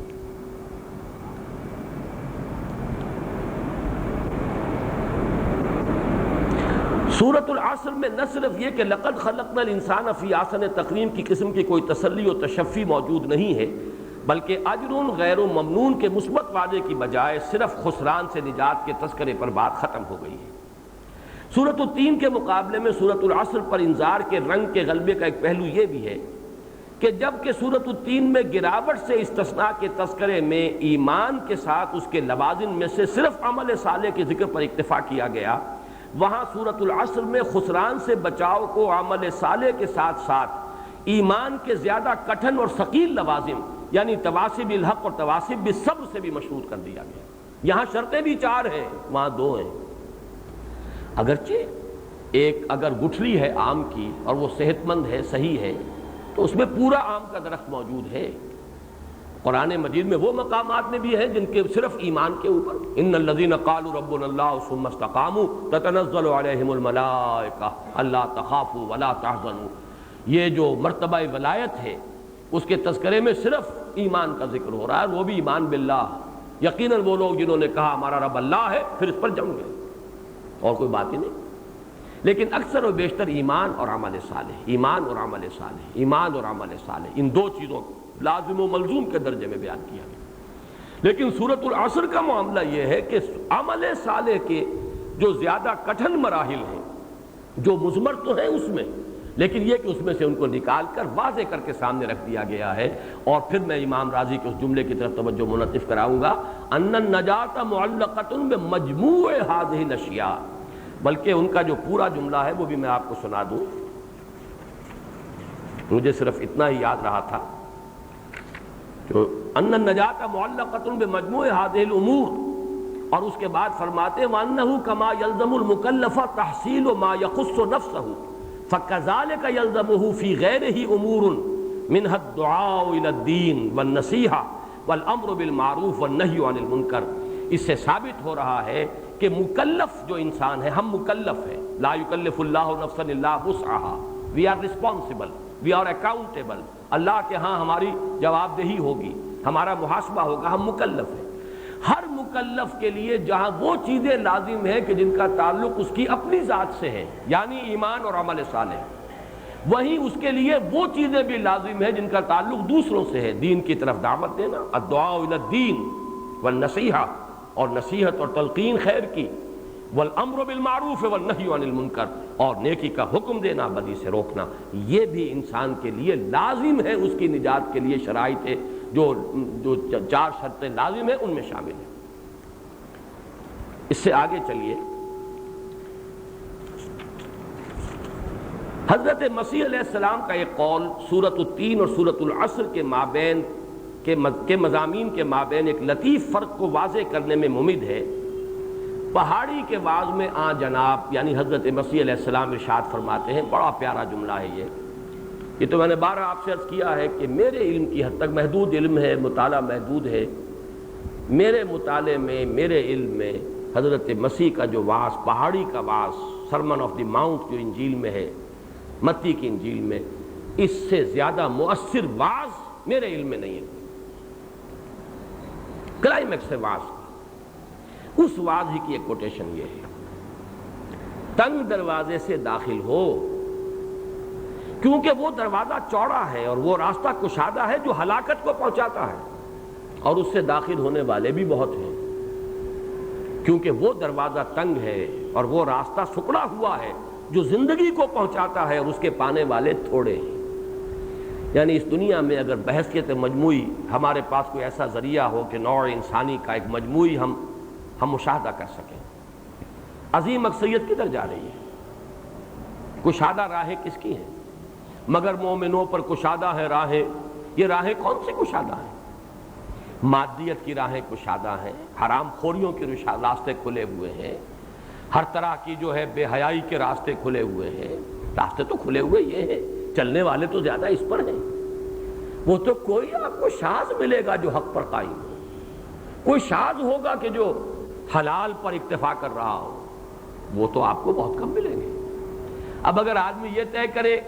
کہ جو راستہ زیادہ بارانق ہو، جس پر چلنے والے بہت ہوں، آوان و انصار ہو، قدم قدم کے اوپر جو ہے استراحت کے لیے جگہ بنی ہوئی ہو، اگر اس پر چلنا ہے تو وہ تو پھر بالآخر ہلاکت کو لے جائے گا۔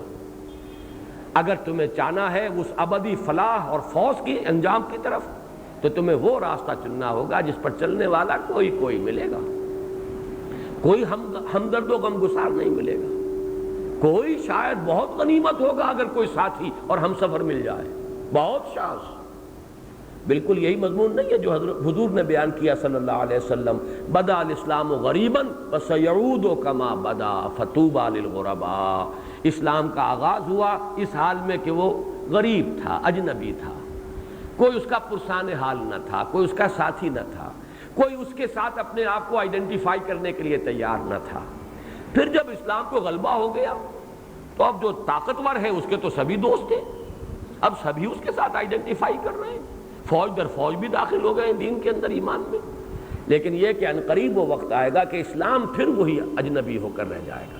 وہ پھر غریب ہوگا، اس کے ہمدرد و غمگسار کوئی رہ جائے گا۔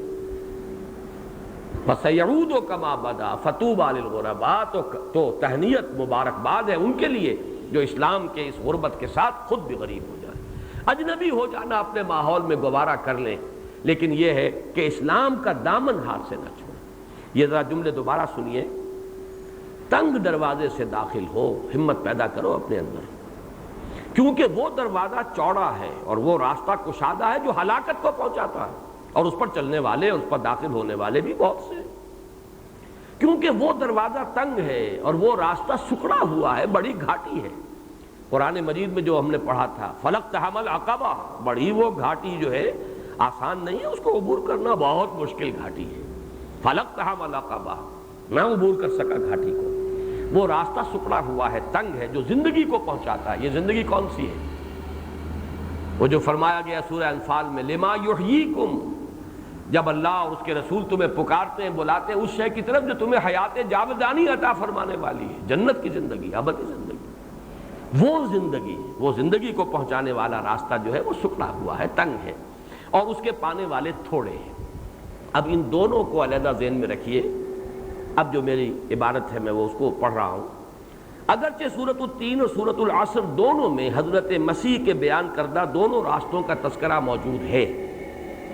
لیکن سورۃ العصر کی روشنی کا اصل ارتکاز اس چوڑی اور کشادہ شاہراہ پر ہے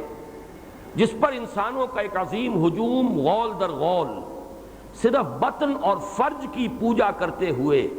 اور محض جبلی خواہشات کی بندگی کرتے ہوئے کچھ فرسودہ روایات کے سہارے اور زیادہ تر بھیڑ چال کے انداز میں رواں دواں ہے، اور لحظہ بلحظہ اب ابدی خسران کے دردناک انجام سے قریب تر ہوتا چلا جا رہا ہے۔ یعنی راستے تو دونوں ہیں دنیا میں موجود، چلنے والے ہیں، ایک تنگ راستہ ہے، کم چلنے والے ہیں، ایک کشادہ راستہ ہے، اس پر چلنے والے بہت ہیں، آسانیاں ہی آسانیاں ہیں۔ لیکن سورۃ العصر نے جیسے کہ ٹارچ جو ہے فوکس کر دیتی ہے لائٹ، اصل میں اس کو ارتقا والعصر ان الانسان لفی خسر، در حقیقت سورۃ العصر کا ارتکاز جو ہے نور کا وہ اس راستے پر ہے، فوکس کیا اس پر جس پر یہ انسانوں کی عظیم اکثریت رواں دواں ہے، بطن و فرج، یعنی جو ہمارے اینیمل انسٹنکٹس ہیں، پیٹ کھانے کو مانگتا ہے اور شہوت کا جذبہ ہے، باقی جذبات سب انہی کے تابع ہیں۔ بنیادی اینیمل انسٹنکٹس یہی دو ہیں۔ بقائے ذات کے لیے انسان کھاتا ہے، خوراک اور غذا، پانی، اور بقائے نسل کے لیے اس میں شہوت کا مادہ ہے۔ بطن اور فرج کے تقاضوں کو پورا کرتے ہوئے کچھ فرسودہ روایات ہیں آباء و اجداد کی، کچھ یہ بھیڑ چالے جب سب چل رہے ہیں تو تم بھی چلو تم ادھر کو ہوا ہو جدھر کی۔ اس انداز میں انسانیت کی ایک عظیم اکثریت رواں دواں ہے، والعصر ان الانسان لفی خسر، اور جیسے جیسا وقت گزر رہا ہے وہ اس لفی خسر کے انجام سے قریب تر، نزدیک سے نزدیک تر ہوتے چلے جا رہے ہیں۔ اس کے برعکس سورۃ التین کا نور بنیادی طور پر اس دوسری راہ پر مرتکز ہے جو اگرچہ تنگ ہے اور اس پر چلنے والے بہت کم ہیں، لیکن بالآخر وہ فراخی اور ابدی کامیابی اور کامرانی سے ہمکنار کرنے والی ہے۔ لقد خلقنا الانسان فی احسن تقویم، یہ ہیں وہ لوگ جو گویا کہ انسان کی اعلیٰ سرشت اور اعلیٰ خلقت کا ثبوت ہے. لیکن یہ تھوڑے لوگ، سورۃ التین نے فوکس کیا ادھر، سورۃ العصر نے ادھر کیا. اس کے بعد سنیے، پتہ نہیں آپ بور تو نہیں ہو رہے آپ لوگ، اس لیے کہ پڑھ کر سنانا جو ہے وہ ہمارے اس درس کا کوئی معمول تو نہیں ہے، لیکن مجھے کچھ محسوس ہوا، آج اپنے عجز کا اعتراف کر رہا ہوں کہ شاید ان مضامین کو میں اس وقت اگر بیان کرنے کی کوشش کرتا بغیر اس عبارت کی مدد کے تو نہ کر سکتا. اب ذرا نوٹ کیجئے، ایک حساس اور باشعور انسان، اللہ کرے کہ ہم سب ان میں ہو جائیں، شامل ہو جائیں، حساس اور باشعور.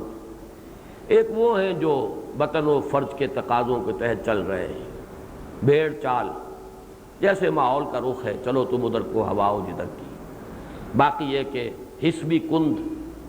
شعور کو بھی تالے لگے ہوئے. انسان نہیں، حیوان. لہم قلوب لا یفقہون بہا ولہم اعین لا یبصرون بہا ولہم آذان لا یسمعون بہا اولئک کالانعام بل ہم اضل. اس کے برعکس ایک حساس اور باشعور انسان جس کے اندر کا نور بیدار ہو چکا ہو، جب سورۃ العصر کی روشنی میں نوع انسانی کی عظیم اکثریت کی مایوس کن حالت اور ان کے انجام کی تلخی کا مشاہدہ کرے گا تو لازماً اس پر مایوسی اور نا امیدی طاری ہوگی، اور عین ممکن ہے کہ وہ انسان کی فطرت اور سرشت ہی سے بدگمان ہو جائے. یہ میں بیان کر چکا ہوں سورۃ التین میں. اصل میں سورۃ التین علاج ہے انسان کے اس احساس کا کہ انسان سوائے گندگی کی پوٹ کے کچھ ہے ہی نہیں. اور جدید سائیکالوجی نے اس کو اس طریقے سے مدلل اور مبرہن کر دیا ہے کہ انسان کے موٹیوز ہیں ہی صرف بڑے الٹیریئر موٹیوز، بڑے گھٹیا انسٹنکٹس ہیں جن کے تحت ہر انسان صرف وہ ملمہ کر دیتا ہے، اوپر الفاظ کا جامہ پہنا دیتا ہے، بڑے حسین ارادے اور عزائم ریشنلائز کر دیتا ہے، ورنہ حقیقت میں انسان کے انسٹنکٹس تو وہی ہیں، basic instincts. Urge to dominate, complexes کا شکار ہے، کہیں سپیریورٹی کمپلیکس ہے، کہیں انفیریورٹی کمپلیکس ہے، کمپلیکسز ہے، اس کے سوا کچھ بھی نہیں. اپنی شخصیت کی پروجیکشن ہے جو ہر انسان کر رہا ہے، کوئی کسی انداز میں کر رہا ہے، کوئی کسی انداز میں کر رہا ہے. خیر کا کوئی وجود نہیں ہے انسان میں. تو انسان کی فطرت اور سرشتی سے بدگمان ہو جائے. اس ذہنی اور نفسیاتی تاریکی کے عالم میں سورۃ التین امید کی ایک کرن بن کر نمودار ہوتی ہے. اس کی روشنی میں صراط مستقیم پر گامزن چند نفوس قدسیہ کی ایک جھلک اور انسانی فطرت و سرشت کی شرافت و کرامت کی شہادت سے یاس کی تاریکیاں چھٹ جاتی ہیں اور انسان اپنے مستقبل کے بارے میں امید اور خود اپنے آپ پر ایک گونا اعتماد محسوس کرنے لگتا ہے کہ نہیں، لقد خلقنا الانسان فی احسن تقویم. آخر محمد بھی صلی اللہ علیہ وسلم انسان تھے، آخر موسیٰ بھی انسان تھے، عیسیٰ بھی انسان تھے، نوح بھی انسان تھے. ان کی عظیمت دیکھو، 950 برس صبر اور استقامت کی انتہا. والتین والزیتون وطور سینین وہذا البلد الامین لقد خلقنا الانسان فی احسن تقویم. وہ مایوسی، نا امیدی، بددلی، انسان کی سرشت سے مایوس ہو جانا، انسان میں کچھ خیر ہے ہی نہیں، یہ گندگی کی پوٹ ہے، اس کے سوا کچھ ہے ہی نہیں. لقد خلقنا الانسان فی احسن تقویم. ثبوت چاہیے تو ذرا سوچو ہمارے بندے نوح کے بارے میں، ذرا کبھی تصور کرو ہمارے بندے عیسیٰ کا، ذرا چشم تصور سے دیکھو ہمارے بندے موسیٰ کو جو کوہ طور پر ہم سے ہم کلام ہوتا رہا، اور کبھی تصور کرو محمد الرسول اللہ کا، نو انسانیت کی معراج، خیر البشر، آخر بشر تھے، خیر البشر لیکن تھے بشر. انما انا بشر مثلکم یوحی الی انما الہکم الہ واحد. تو عالم بشریت کے بارے میں جو ایک مایوسی ہے اس کی تاریکیاں چھٹ جاتی ہیں. یہاں ایک اور دلچسپ نکتہ بھی قابل توجہ ہے کہ ان الانسان لفی خسر کی عالمگیر حقیقت پر والعصر کے ذریعے سے شہادت بھی آفاق گیر پیش کی گئی. پورا زمانہ گواہ ہے کہ انسان خسارے میں. ان الانسان لفی خسر پر گواہی، والعصر، زمانہ، پورا زمانہ، تیزی سے گزرنے والا زمانہ. آفاق گیر شہادت اس لیے کہ حقیقت ایسی ہے کہ تمام انسان خسارے میں، جمع غفیر انسانوں کا در حقیقت بربادی کی طرف جا رہا ہے. اکثریت نوع انسان کی، جیسے کہ فرمایا گیا ان تطع اکثر من فی الارض لا یضلوک عن سبیل اللہ. اکثریت تو ادھر جاتی ہے، ہر دور میں بھی. وہ بھی ایک چھوٹا سا دور جو ہے آپ لے لیں گے، دور صحابہ، دور خلافت راشدہ، وہ بھی تو ایک چھوٹا سا علاقہ تھا جس میں وہ جو نفوس قدسیاں ہیں ان کی روشنی تھی۔ پوری دنیا کے اعتبار سے غوریت اس وقت کیا تھا، غور کیجئے تو تاریکی ہی تاریکی تھی۔ نوع انسانی کو اگر بحیثیت مجموعی لیں گے، اس لیے کہ جتنی جلی وہ حقیقت ہے، یعنی ان الانسان لفی خسر، جتنی جلی حقیقت ہے اسی قدر روشن اس کی دلیل ہے، والعصر۔ لیکن لقد خلقنا الانسان فی احسن تقویم کی خفی حقیقت پر شہادت میں بھی زیادہ سے زیادہ ان چند نفوس قدسیہ کو پیش کیا جا سکا جو کبھی تین و زیتون کے جھنڈوں تلے چلتے پھرتے دیکھے گئے، حضرت نوح اور حضرت عیسیٰ، یا طور سینین کی بلندیوں پر رب الارباب سے ہم کلام پائے گئے، یا البلد الامین میں انسانی عظمت کی شہادت دیتے ہوئے نظر آئے علیہم الصلوات والسلام۔ وہ شخصیتیں ہیں، بس وہی دلیل میں پیش کی جا سکتی ہیں، جبکہ نوع انسانی کا خسران یہ عالمگیر حقیقت ہے، اس پر تو پورا زمانہ گواہ ہے، پوری انسانی تاریخ گواہ ہے۔ اب ایک بات اور نوٹ کر لیجئے، ان دونوں صورتوں کے مابین ایک تقابل کے اعتبار سے دیکھیے، یہ ہے مشابہت والی بات۔ وہاں فرمایا گیا ثم رددناہ اسفل سافلین، اب انسان بحیثیت مجموعی نچوں میں بہت نیچے گیا ہوا ہے، اوپر چڑھنے کے لیے۔ اور میں نے اس وقت بھی وہ مصرع یاد آیا تھا مجھے جواب شکوہ کا کہ شوخ و گستاخ یہ پستی کے مکین کیسے ہیں۔ یہ پستی کا مکین ہے انسان، بڑی پستی کے اندر ہے۔ اس اعتبار سے جدید سائیکالوجسٹ کا مشاہدہ غلط نہیں ہے، انسانوں کی اکثریت کے اعتبار سے ان کا مشاہدہ صحیح ہے، نتیجہ جو نکالا ہے وہ غلط ہے، اس کو کل بنا لیا ہے انہوں نے۔ اکثریت بھی کل کے حکم میں نہیں ہے، بلکہ یہ کہ انسان کی اصل سرشت، اصل فطرت اس کو دیکھنا ہو تو ان صالحین کو دیکھو، انبیاء اور صدیقین اور شہداء اور صالحین، یہ اپنے اس بات پر ایک ثبوت ہے، مبرہن، ایک برہان ہے قاطع کہ انسان کی سرشت بہت بلند ہے، بہت اعلیٰ ہے۔ لیکن یہ کہ ایک مشابہت جو ہے وہ یہ ہے کہ یہاں بھی فرمایا گیا پستی میں ہو تم سب اس وقت، چڑھائی چڑھنی پڑے گی، ایمان، عمل صالح، چڑھائی چڑھو گے تو اس پستی سے بلند آؤ گے۔ وہ مقام پوٹینشل تو تمہارا ہے، دیا گیا تمہیں وہ مقام، مسجود ملائک تم بنائے گئے، بلند ترین مقام سے تمہیں نوازا گیا، لیکن گرا دیے گئے ہو نیچے۔ اس عالم خلق میں آ کر تم جس اپنے عالم بشریت اور جو حیوانی تقاضوں کے چنگل میں ہو تو بڑا بھاری بوجھ پڑا ہوا تمہارے، جیسے کہ کسی پرندے کے آپ پاؤں کے اندر کو بھاری جو ہے وہ پتھر باندھ دیں، اب ظاہر بات ہے کہ اس کا اڑنا کتنا مشکل ہوگا، وہ پھٹ پھڑائے گا، لیکن یہ کہ وزن اتنا ہو گیا کہ نہیں اٹھ پا رہا۔ یہ انسان کی حیثیت ہے، اس بلندی سے اٹھنے کے لیے بڑی محنت، بڑی مشقت کرنی پڑے گی۔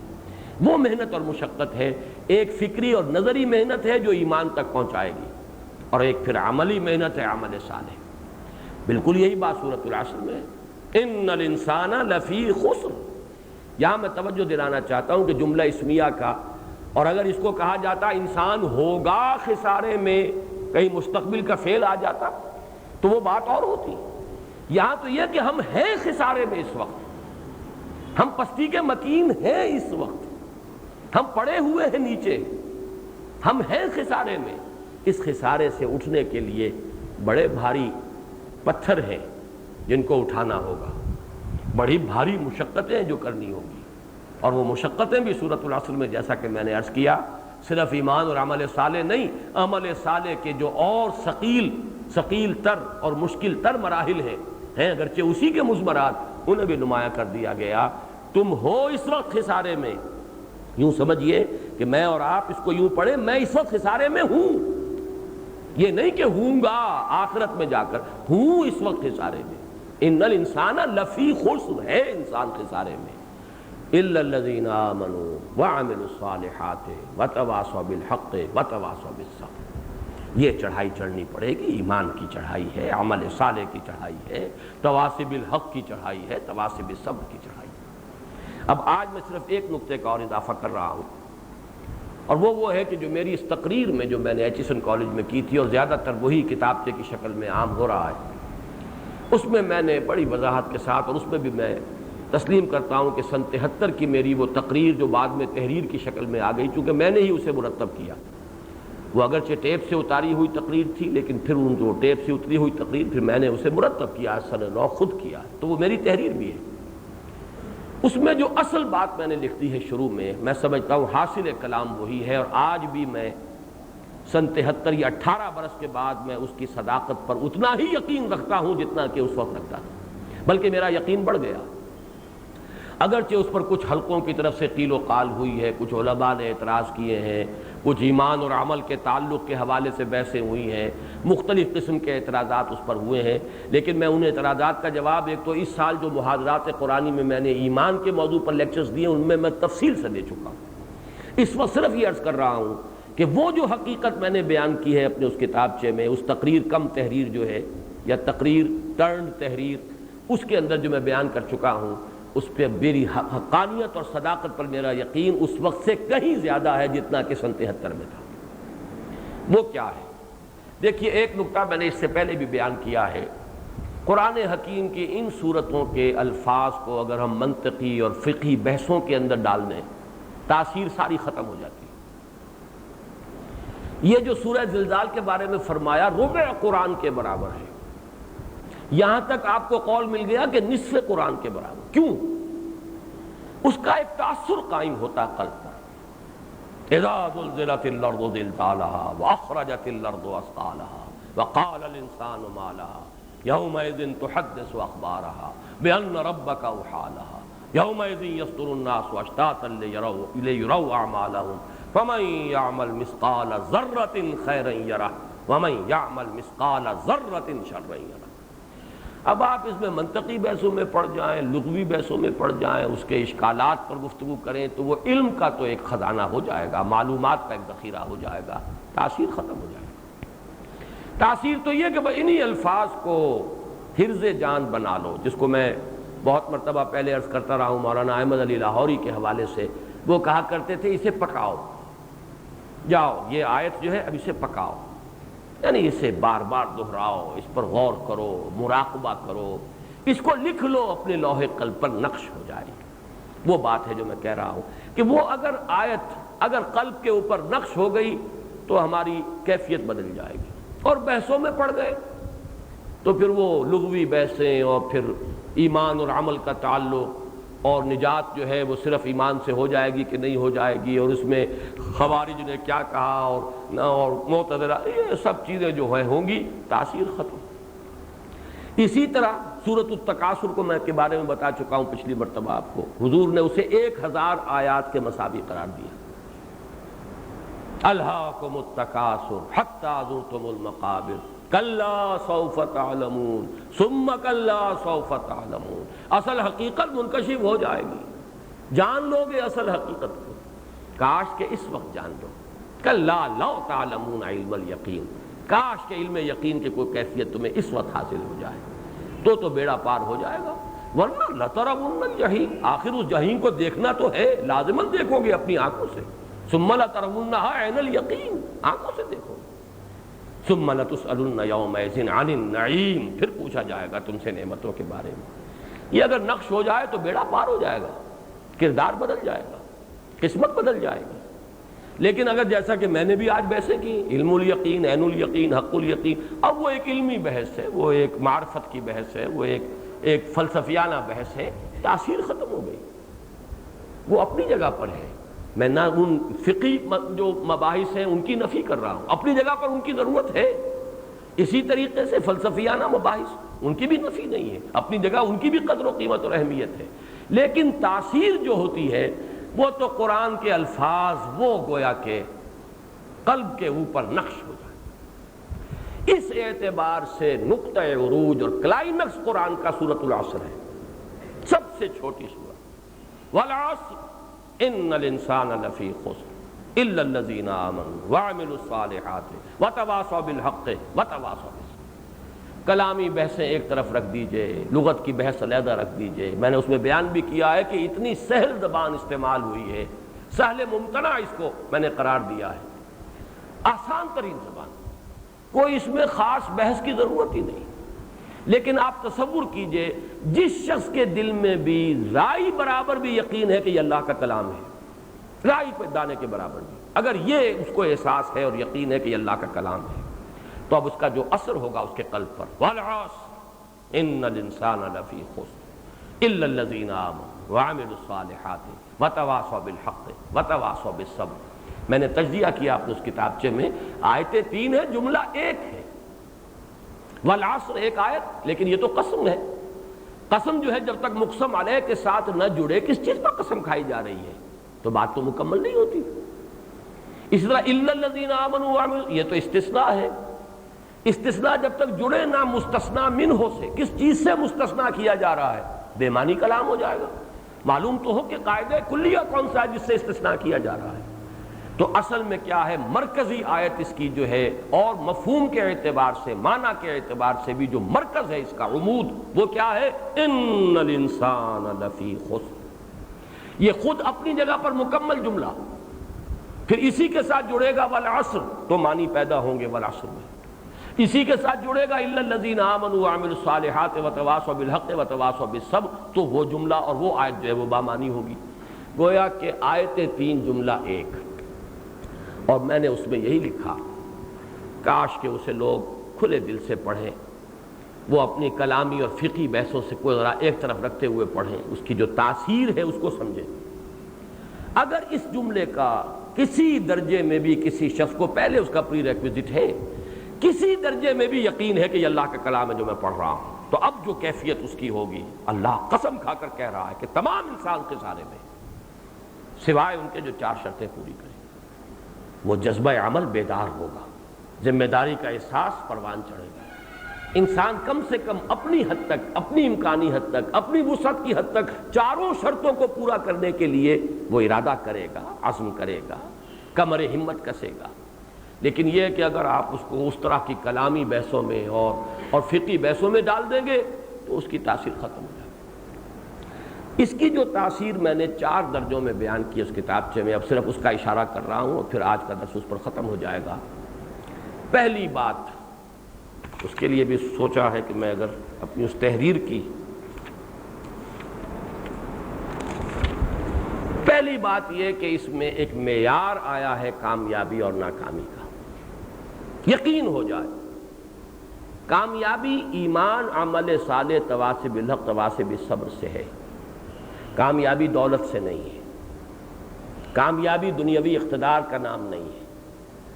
کامیابی دنیا میں شہرت پا جانے کا نام نہیں ہے۔ شہرت، وجاہت، دولت، سلطنت، حکومت، عزت، وقار، کوئی شے کامیابی کی دلیل نہیں۔ کامیابی کی دلیل ایمان، عمل صالح، تواصی بالحق، تواصی بالصبر، اس کا جو نتیجہ نکلتا ہے۔ یہ 4 چیزیں نہیں ہیں تو چاہے قارون کی سی دولت ہو، فرعون کی سی حکومت ہو، انسان ناکام، لفی خسر۔ اور کچھ نہیں ہے دنیا میں، مال و اسباب نہیں، کچھ نہیں، دولت نہیں، عزت نہیں، دنیاوی اعتبار سے وقار نہیں، وجاہت نہیں، لیکن یہ 4 چیزیں انسان کامیاب۔ لیکن یہ کہ اس پر دل کا ٹھک جانا مطلوب ہے۔ ہمارے اعصاب جو ہیں وہ اثر لیتے ہیں،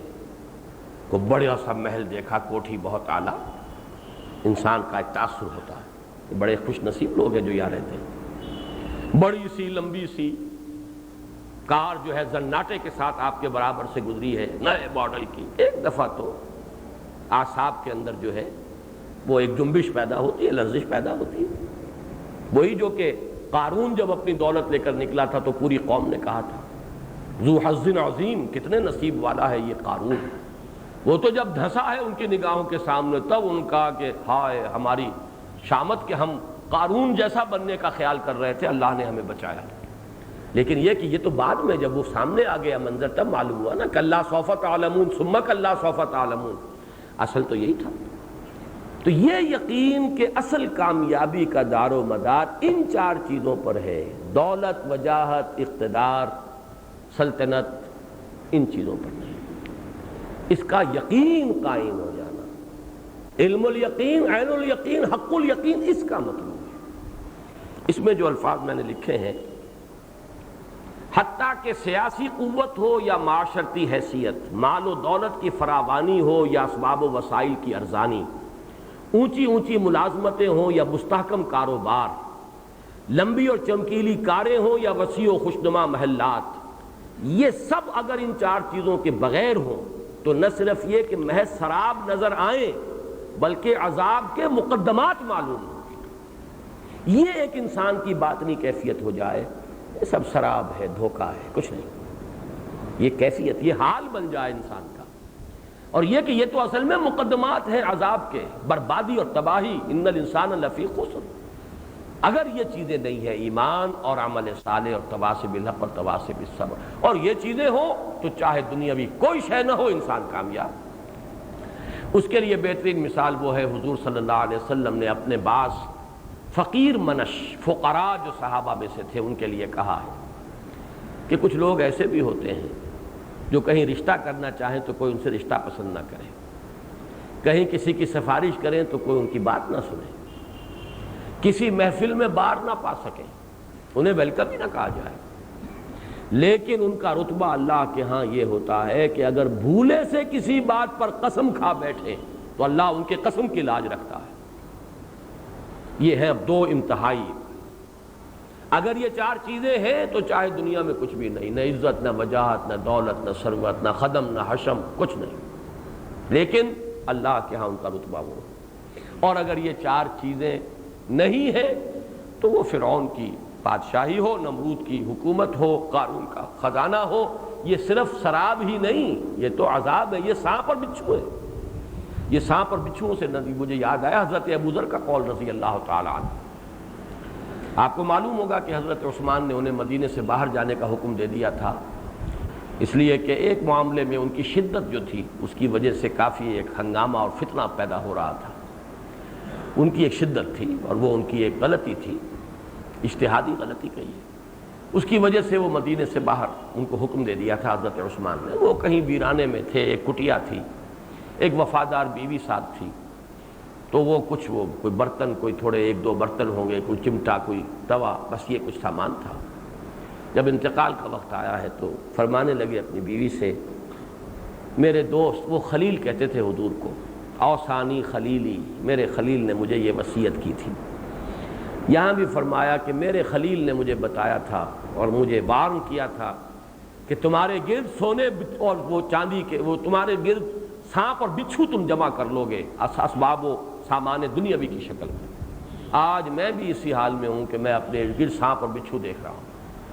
وہ بیچاری وفادار جو اس حالت میں بھی ساتھ دے رہی تھی، کس قدر اس نے مجاہدہ کیا ہوگا۔ انہوں نے کہا کون سے سانپ اور بچھو نظر آ رہے ہیں آپ کو یہاں تو کچھ بھی نہیں، ایک کٹیا کے اندر دیکھو یہ توا اور یہ چمٹا اور یہ اور یہ وہ یہ برتن، یہی تو ہے سانپ اور بچھو۔ بہرحال وہ تو ان کے احساس کی شدت تھی، وہ تو انتہا تھی، لیکن واقعہ یہ ہے کہ جب تک یہ چیزیں ہمیں سانپ اور بچھو نظر نہ آنے لگیں، اگر ان چار چیزوں کے بغیر ہے تو محسوس یہ ہو کہ یہ سانپ ہے، یہ بچھو ہیں، یہ اژدہا ہیں، جس کو قرآن یہ کہتا ہے ما یاکلون فی بطونہم الا النار، یہ اپنے پیٹوں میں آگ بھر رہے ہیں، آگ کے سوا نہیں، آگ کے انگارے ہیں جو کھا رہے ہیں، حرام خوری جو کر رہے ہیں، چاہے وہ کتنے ہی بڑے مرغن غذائیں اور کئی کورسز کے ڈنرز لے رہے ہیں، وہ حقیقت میں تو آگ ڈال رہے ہیں، اپنے پیٹوں کے اندر انگارے بھر رہے ہیں۔ یہ اگر انسان کا حال ہو جائے تبھی اس کی روش بدلے گی۔ دوسری بات، اس جملے کو ایک کو اگر سامنے رکھیں، دوسری بات یہ جس کا نتیجہ میں نے نکالا، اس میں کامیابی کے کم از کم لوازم کا بیان ہے، اس لیے کہ وہ بات نہیں ہے فَلَهُمْ أَجْرٌ غَيْرُ مَمْنُونَ، یہاں تو إِنَّ الْإِنسَانَ لَفِي خُسْرٍ إِلَّا الَّذِينَ آمَنُوا، یہ شرطیں پوری کرو گے۔ اسی لیے میں نے ایچسن کالج والی اپنی تقریر میں پاس مارکس، پاس پرسنٹیج کا لفظ استعمال کیا، 33% مضمون اگر نمبر ملیں گے تو پاس ہوگے ورنہ فیل، یہ چاروں شرطیں پوری کرو گے تو پاس ہوگے ورنہ فیل۔ یہ اس جملے کی کنسٹرکشن یہی ہے، اس کا منطقی نتیجہ یہی نکلتا ہے، اس کا لا محالہ حاصل یہی ہے۔ اس پر جو بحث ایک صاحب نے کی اس کا میں انشاءاللہ اگلے درس میں جواب دوں گا، اس کی وضاحت کروں گا۔ نمبر 3 یہ کہ یہ چاروں چیزیں لازم ہیں، اس لیے کہ یہ اللہ کا کلام ہے، کسی شاعر کی شاعری نہیں ہے، لفاظی نہیں ہے، یہاں کچھ زیب داستان کے ساتھ کے لیے نہیں بڑھایا گیا ہے۔ کہیں کہیں جیسے کہ ہم نے پچھلی صورت میں دیکھا ماہیہ میں ہے بڑھ گئی، لیکن یہ کہ ایک عام قاعدہ ہے عربی زبان کا، یہ ایسا نہیں ہے کہ قرآن مجید ہی میں ہوا ہو کہ ایک قوافی اور فواصل کی رعایت سے کوئی ایک حرف جو ہے اس کے اندر اضافہ کر دیا گیا، ہیا کو ہیا بنا دیا گیا، لیکن یہ کہ بحیثیت مجموعی یہاں کوئی لفظ جو ہے اضافی نہیں، ہر شے اپنی جگہ حق ہے۔ گنجینہ معنی کا طلسم اس کو سمجھیو جو لفظ کے غالب میرے اشعار میں آوے۔ یہ تو در حقیقت غالب نے تو کہا تو تعلی ہے، حقیقت تو قرآن مجید پر یہ ہے، منطبق ہوگی۔ جب قرآن کہہ رہا ہے کہ 4 چیزوں کے بغیر نجات نہیں، تو آپ اس سے کم کے اوپر نجات کی امید کیسے دلائیں گے لوگوں کو؟ باقی تفصیلی بحثیں جو ہیں وہ ہے اپنی جگہ پر، وہ میں بھی اگر کچھ سوچوں گا ابھی کہ ان میں سے کتنی کچھ میں اس وقت اس درس کے سلسلے میں بیان کروں، میں تفصیل سے بیان کر چکا ہوں اس سال جو محاضرات قرآنی کے ضمن میں جو حقیقت ایمان پر میں نے لیکچرز دیے، لیکن یہ کہ 4 چند چیزیں میں اگلے ہفتے کو بیان کروں، لیکن یہ جان لیجئے 4 چیزیں لازم ہیں۔ جب تدبر کے درجے میں آئے تو معلوم ہوا 4 چیزیں 4 ہے ہی نہیں، ایک ہی شے ہے۔ ایمان اگر صحیح ہے اور حقیقی ہے تو اس کا لازمی نتیجہ ہے عمل صالح۔ کیسے ممکن ہے؟ ایمان ایسی گھٹیا شے ہے کہ اندر ہو اور انسان کا عمل جو ہے درست نہ ہو جائے تو دھیلے کی شے نہیں ایمان، پھر فائدہ کیا ایمان کا؟ ایمان حقیقی ہو، اس کے آثار عمل کے اندر ظاہر ہوں گے۔ درخت آم کا ہے تو آم کا پھل لگے گا اس میں، یقیناً اگر صحت مند درخت ہے پھل لگے گا، تو عمل صالح تو پھل ہے اس کا، لازمی نتیجہ ہے۔ اور پروان چڑھے گا عمل ایک حد تک اپنا، لا محالہ اس سے تواسب الحق اور تواسب صبر کے نتائج نکلیں گے۔ لیکن یہ بات کی بات ہے، ابھی جو میں عرض کر رہا تھا وہ ایک جملے کو سامنے رکھ کر اس کو اپنے لوح قلب پر نقش کر کے اگر اس سے نتیجہ نکلے گا غیر شعوری طور پر نکل آئے گا، یہ تو میں اس کا تجزیہ کر کے بتا رہا ہوں۔ 4 چیزیں لازمی ہیں، جیسے کہ میں نے امام راضی کا جملہ آپ کو سنایا، ان النجات معلقۃ بمجموع هذه الاشیاء، 4 چیزوں کے مجموعے پر منحصر ہے نجات۔ اور آخری بات جو ہے اس کلام کا زور، اس کا در و بست، اس کی تاکید کے انداز، اس کا چونکانے کا انداز، نہایت تاکید جو میں نے عرض کیا، تمام جتنے بھی ممکن اسالیب ہیں تاکید کے جمع کر دیے گئے۔ جملہ اسمیہ ہے، قسم کھائی گئی ہے، انا کا حرف آیا ہے، لام تاکید آیا ہے، یہ ساری چیزیں مل کر ایک انتہائی موقت کلام۔ یہی وجہ ہے، اب میں وہ بھی چونکہ میں نے اپنے اس کتابچے میں یہ چیزیں دے رکھی ہیں، بہت سے حضرات نے پڑھی ہوں گی، اس وقت میں صرف ان کو اس ٹانک رہا ہوں وہ موتی بھی اپنے اس درس میں۔ یہی وجہ ہے کہ صحابہ کے نزدیک اس کی جو قدر و قیمت تھی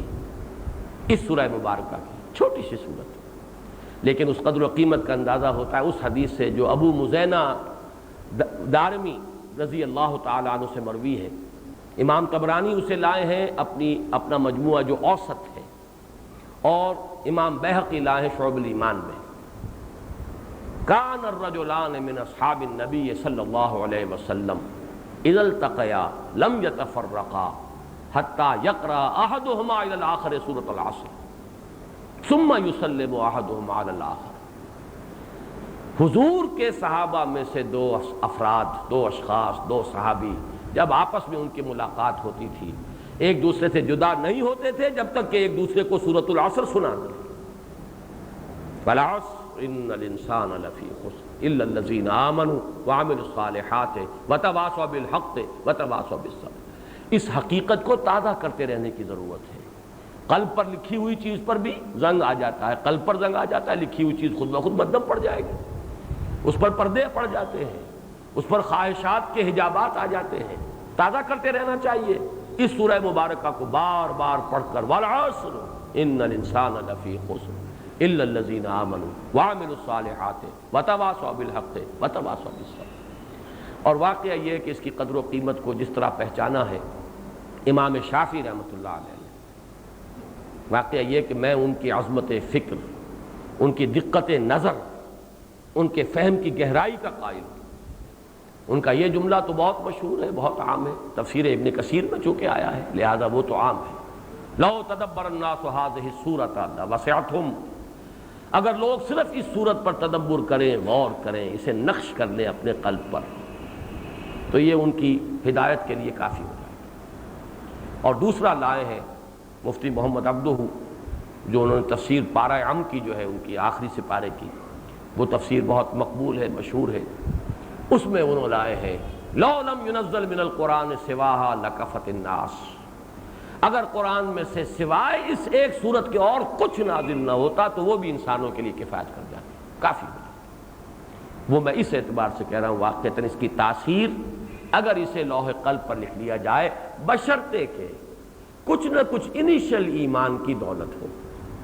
ایک مستشرق کی حیثیت سے کوئی شخص پڑھ رہا ہوگا، محض ایک ریسرچ اسکالر جو ہے جو اسے اللہ کا کلام نہیں مانتا، وہ گزر جائے گا،